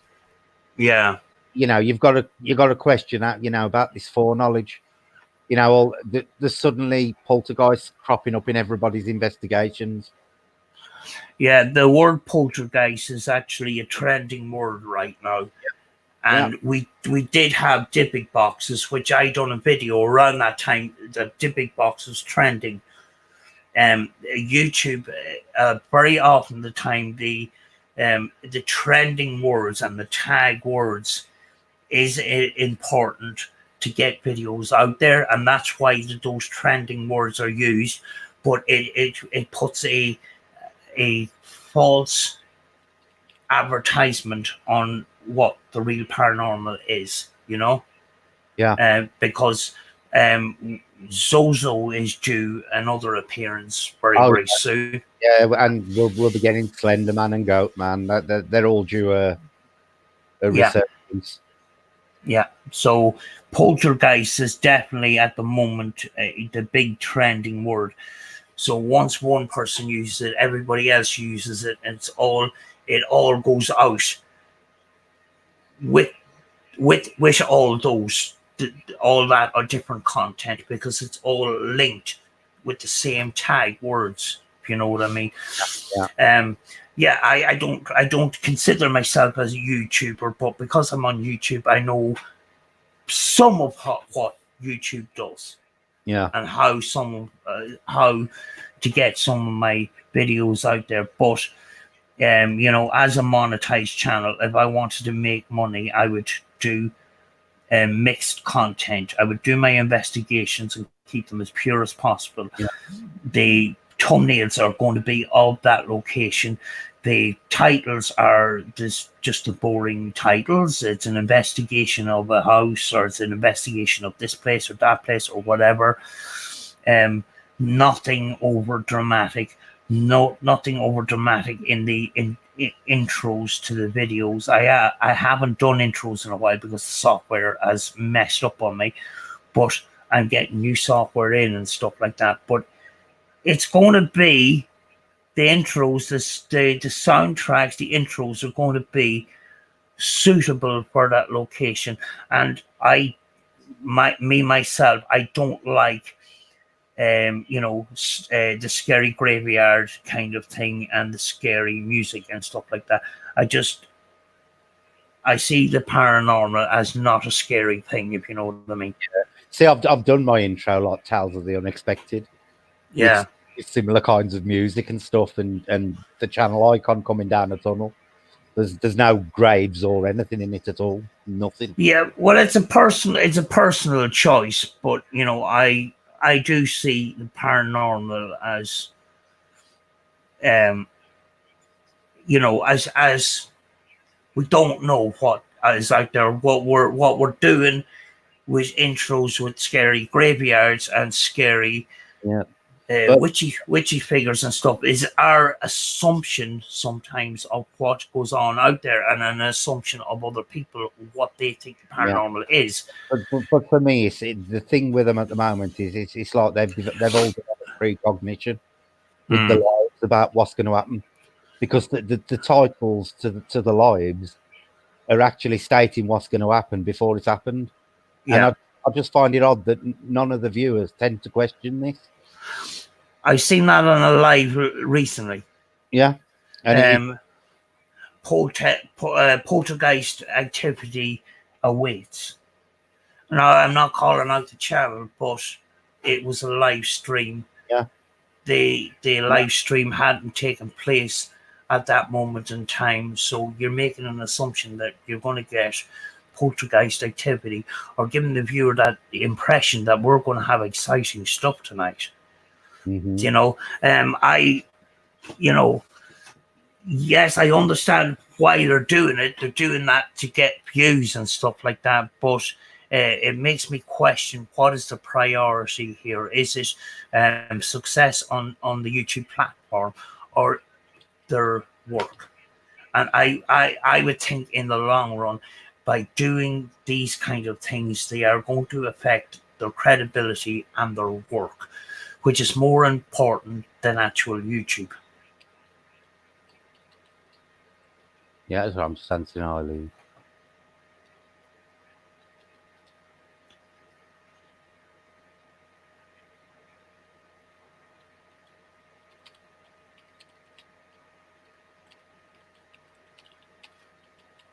Nikki Nunu's here. Hi, Nikki.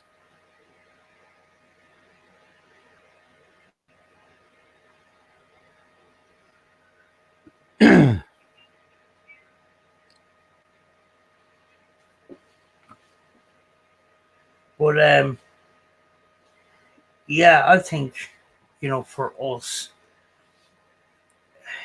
our channel, the important thing about our channel is that we have this community in the chat, that we can communicate and stuff like that. That is the big reward for me, Yeah. is that we have this community around it. Just like I love your community around your channel, and the community around Elemental Encounters and ETA and channels like that, and Paranormal Tech.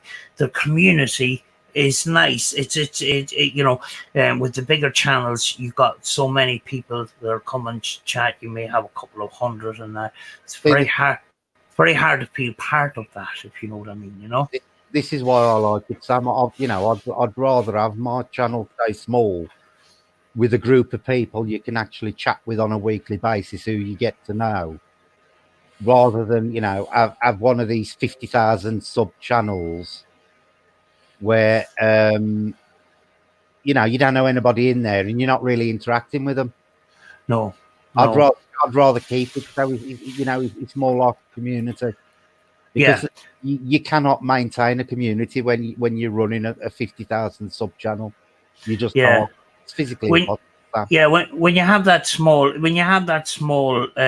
channel, the people that come on are familiar to you, and you start to know what they're about. Yeah. Oh, You shut up, know, Doc. It's all right. Coco suddenly heard someone outside again. you know. Yeah. I find, after reaching 1,000, things started.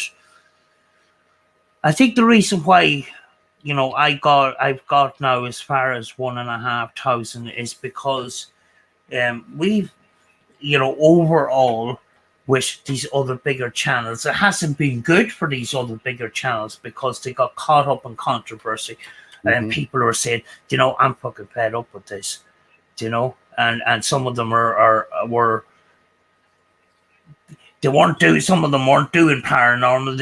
They were doing streams about the situation that they were in at that particular moment in time, and you know they wanted to see a paranormal investigation, so they started branching out to these other smaller channels. Yeah. And I find every time there's a controversy that comes up, the smaller channels get a bit of a boost, if you know what I mean. And I think we have to keep in check all the time, our priorities. And I think the priority for us is to get out, to explore the paranormal, to find out new things, to learn new things. We're not going to find all the answers. We never will, I don't think.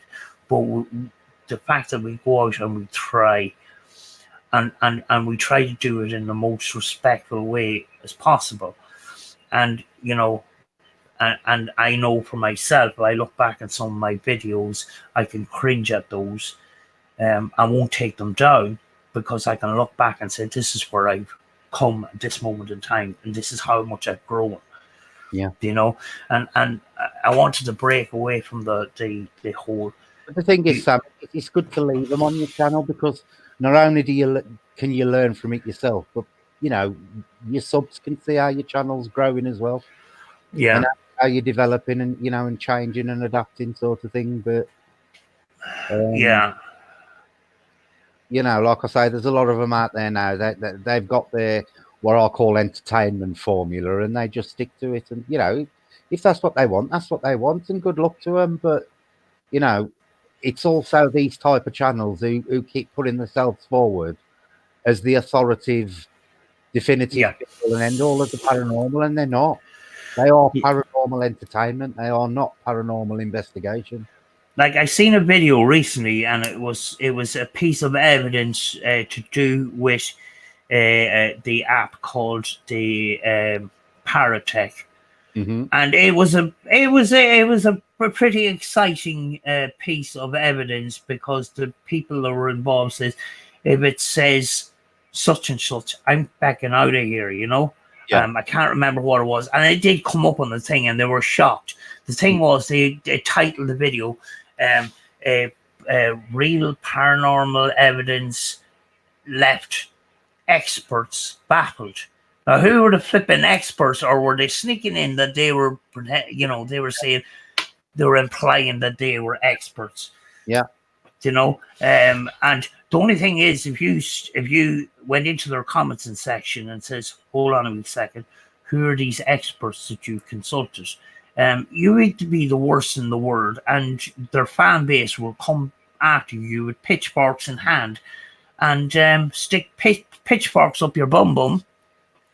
You know, so very often it is a bullying mentality that, you know, very many of us are afraid to open our mouth when somebody does something that we question, and we're not allowed to question it.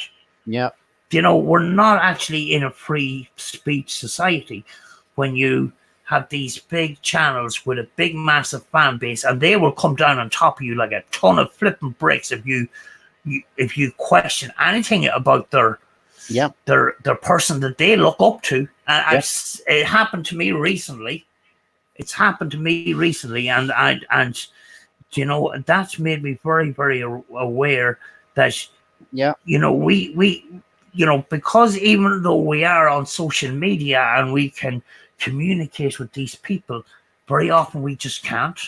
Yeah, I know exactly what you're saying, Sam, and this is my exact point. There are no experts in the paranormal.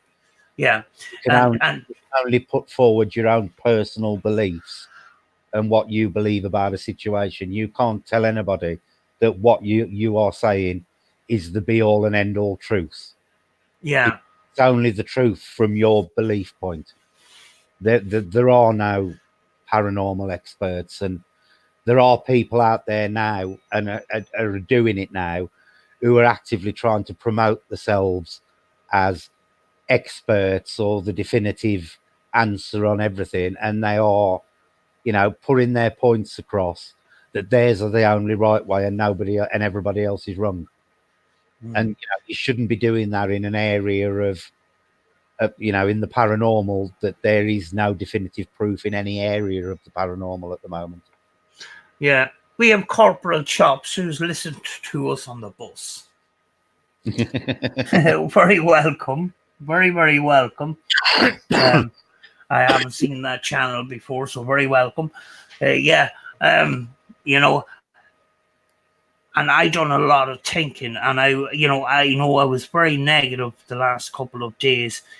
But the thing is, the reason why I was negative is because these other channels and these other dramas actually were taking over me the last couple of days, which shouldn't be. You know, and I'm thinking now, it shouldn't affect me because it's got nothing to do with me. Yes, it's got stuff to do with the paranormal itself. The only thing we can do is go out and be an example of what the truth is as best we can, if that is our goals. Do you know? Yeah. To be as honest as possible, to respect the viewers, because we've got subscribers, and they've subscribed to us. They deserve the truth. Now, if people subscribe to other channels, knowing that they put in a little bit of fiction and stuff like that, and they enjoy that content, that's a different thing. Yeah. They enjoy the people that created that content and the way they created it. Mhm. As long as I've no problem with that, as long as they do not class us as factual. Yeah. Yeah. There's people out there that are very, very good at creating fiction and creating entertainment. As long as they label that as such, I don't have a problem with that. They can do what they want. But at the same time, I do feel that some of this fictional content does not put a nice picture on the paranormal itself. And the science community would look at this and say the whole lot's a flipping joke. Yeah. But See, this is the problem, Sam. I've got no problem with anybody putting their point forward. The problem I have got with it is when they put their ideas forward and then they declare that their ideas are right and everybody else is wrong.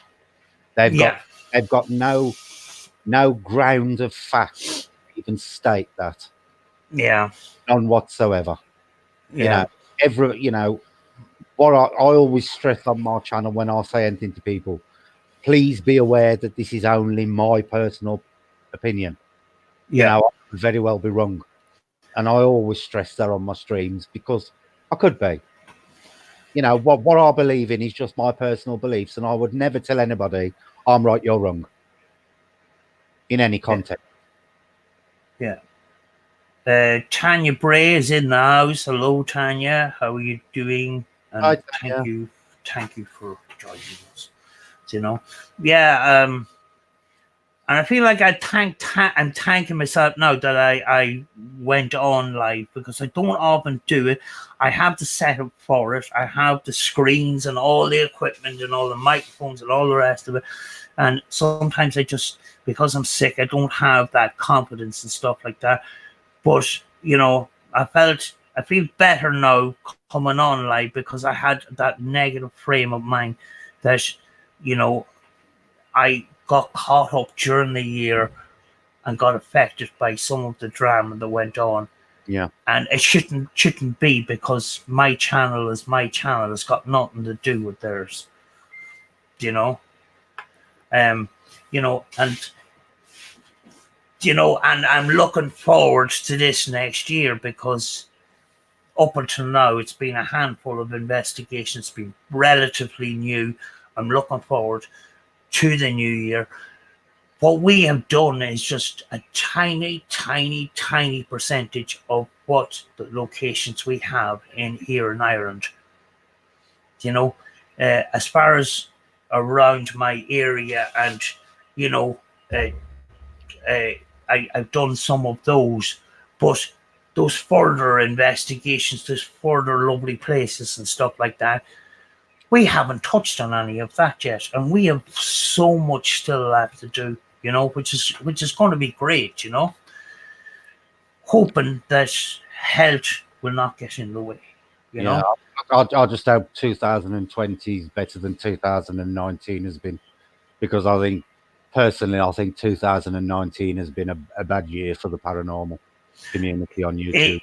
In general, yes, but I think for your channel, the last number of months has been very, very good, because of what you have tapped into and what people want to hear. Yeah. The topics, the wide variety of topics, which you've set up and ready for a live. I just come on live, and whatever. When people get a notification I'm going live. I don't often have a topic in my head. I don't have that system in place, which you have got, and is working very, very well. And I can see your channel doing very, very well for next year. Absolutely. 100%. talk about anything and everything, Sam. Yeah. Is the dog recovered from the Christmas video? Yeah, I may be out on Christmas Day. I don't know. I just to me at this moment in time, when it comes to Christmas, I I I look, I guess kind of anxious, and I get kind of nervous. It's not a brilliant time for me, and maybe I might just consider an ordinary day and go out and investigate or something like that. I don't know what I'll do yet. Well, My I did that Christmas video the other day, which I really enjoyed. I do recommend everybody in the channel to go and watch my Christmas video after this. Sam and her dog highly appreciated it, apparently. Yes, I did call you. I did call you a swear word at the end of it from the what had happened at the end, but I was not expecting that for sure. That is my sense of humour, Sam. You know, that is me bringing a bit of humour into the paranormal. Yeah, I nearly came off the chair. I'm a very slow reader, and I'm there at the computer going, I'm trying to read it and all the rest of it, and I was not on the ball. I was concentrating on what I was reading and stuff like that. So it was the fact you said the dog bolted because I thought you were shouting it. That was what made me laugh. Yeah, I was tittering about it for about 2 hours after you put that comment. Yeah, I'm not going to say too much about it because I just don't want to spoil it for people, Yeah, Jace kept asking me what I was laughing at. It just kept coming back in the edge of comments, and I just kept laughing. Yeah, just so funny. But, yeah, I mean, like off camera, we can be very, very funny and stuff like that. And I sometimes I like going on to. Somebody puts up a video and I put in a comment. I try to be as funny as possible sometimes, and that's where some of my humor comes out in the comments and stuff like that. But very often when I'm on camera, I don't do that, Yeah. And I'm trying to open myself up more and try not to be as nervous and things like that, Yeah, I like your reviews, Sam, because your reviews always make me laugh because you go through them all nice and serious, and then right at the end you go, personally, I think he's a pile of shit, and that always makes me laugh because people watch him, and then it's just them deadpan deliveries that just make them so funny. Yeah, I mean, like my review on the Heady Awards, is it?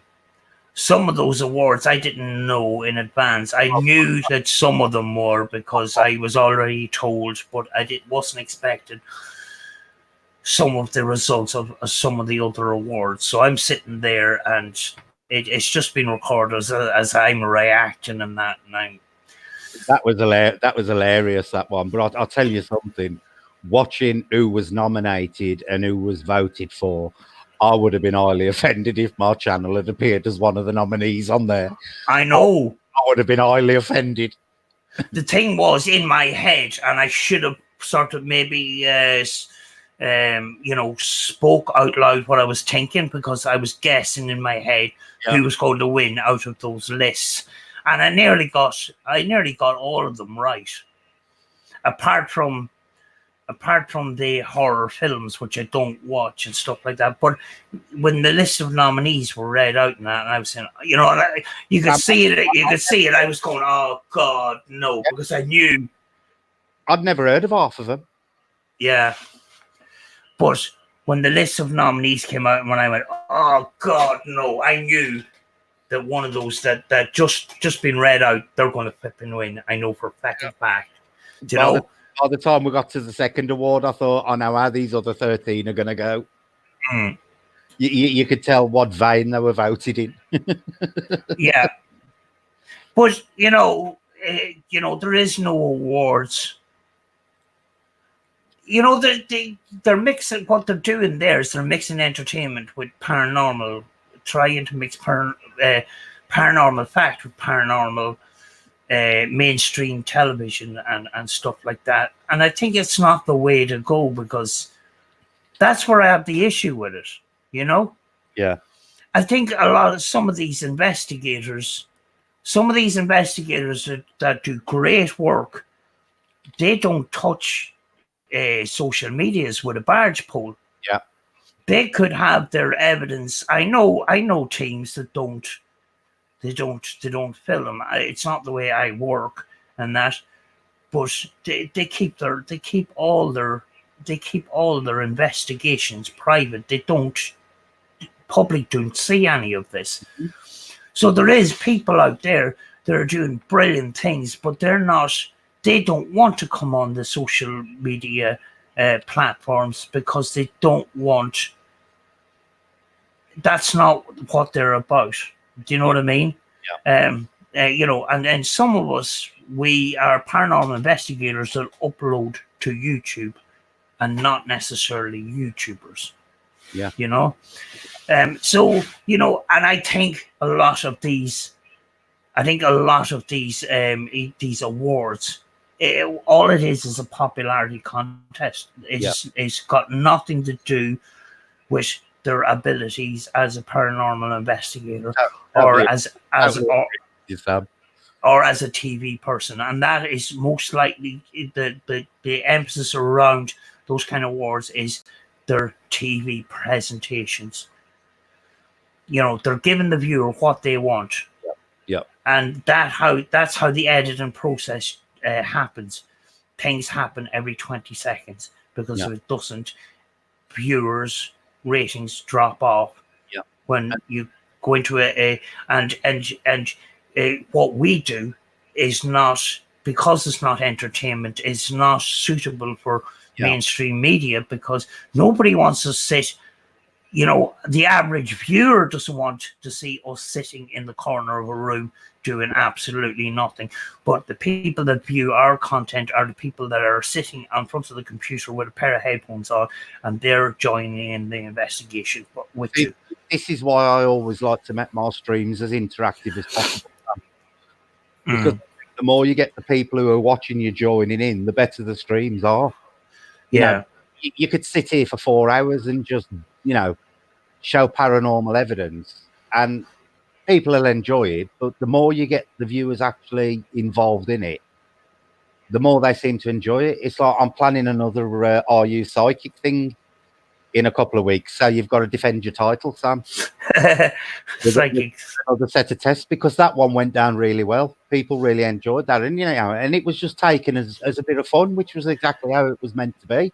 Yeah, and It had the paranormal angle to it as well, but everybody got. Yeah. That's what's brought with live streaming has brought people into the investigation.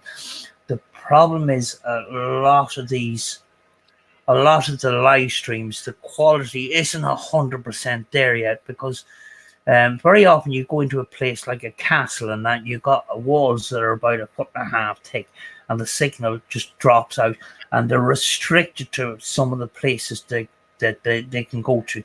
If there's a cellar down there, they can't go down there and stuff like that. And that is one of the reasons why I don't do live streams, at this moment in time, but we had a very high profile YouTuber, paranormal in the paranormal field, say on a live stream, I sold all my equipment. I don't have any editing software anymore because I sold my computer. But for the distant future, we're going to do live streams, because for me it's good. I do my live stream, I go home, I don't have to do anything, and that is not paranormal investigating. And that is why I done that video. Even if you do a live stream, you need to go home and go through everything. Yeah, and see, this is another thing about live streams, especially when you're doing things like spirit boxes. A lot of the times, because it's going so fast at the time, and you're concentrating on actually doing the stream, you're trying to listen to the box, you've got things going on around you, you miss a lot of what is said. And that is, it's always best to go back and go through it all and then add it in, like, what you've heard later. Because you do a lot of things that are said, or mishear things that you think are said. Yeah, I mean, like, I don't subtitle my Spirit Box sessions now, and they go out, as for people whatever they hear. And sometimes I hear in the comments, at 1 minute 26 seconds or whatever, I heard this. Now, what do you call it? Very often I have gone through that Spirit Box session already, and I've heard some fantastic stuff, but I don't highlight it anymore for some reason. I just don't highlight it anymore. My software is not able to do it at the moment anyway, but very often I just leave it the way it is. There may be something exciting in there, but I don't highlight it. I just leave it the raw, and whatever people discover, they discover, and I may or may not have missed it.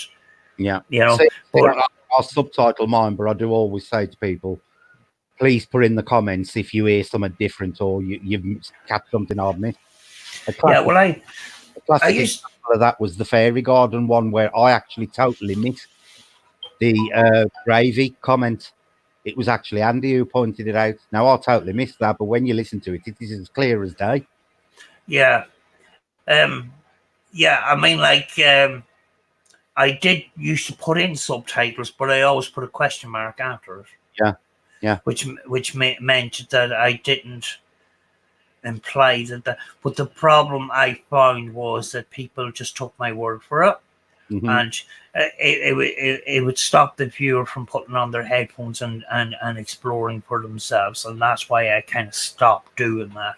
Yeah. But you know, I could make a massive thing out of some of the responses that I got, but I haven't done that lately. I just what is done, and I know if I got responses, I got some. You know, if I got something fantastic responses, I know that I got them.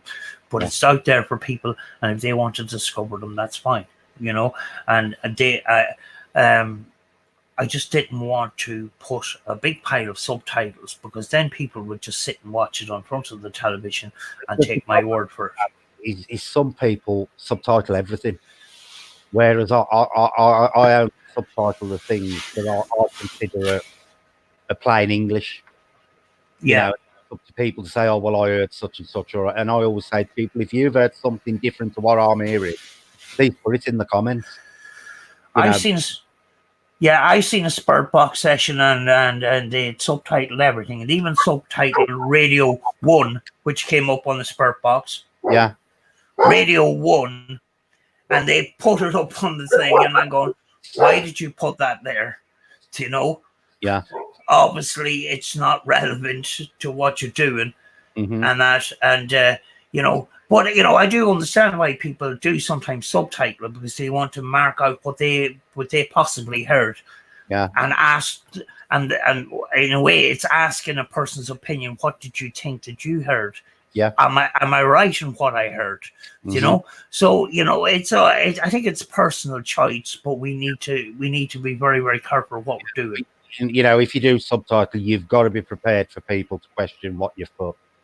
You know, and that's why I always say, you know, if you've heard anything different, please do put in the comments what you said. Look, Sam, I'm to love and leave you because Jace has just turned up. I'm actually going to close now, if that's, you know, it's okay with everybody, because I have to go out. You know, we're here 2.5 hours, so you know. Hello to Irish Whiskey Paranormal.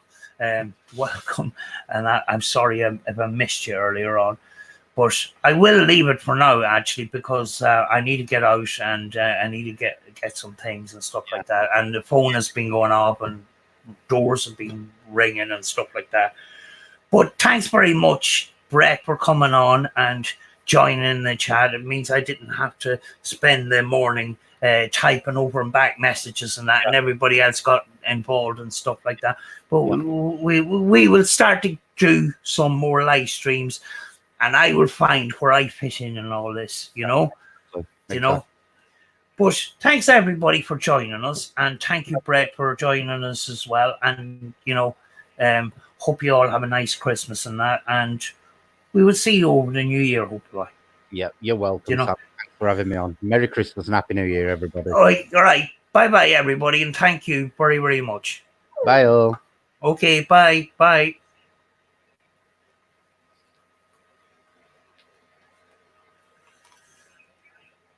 Are you off, Sam?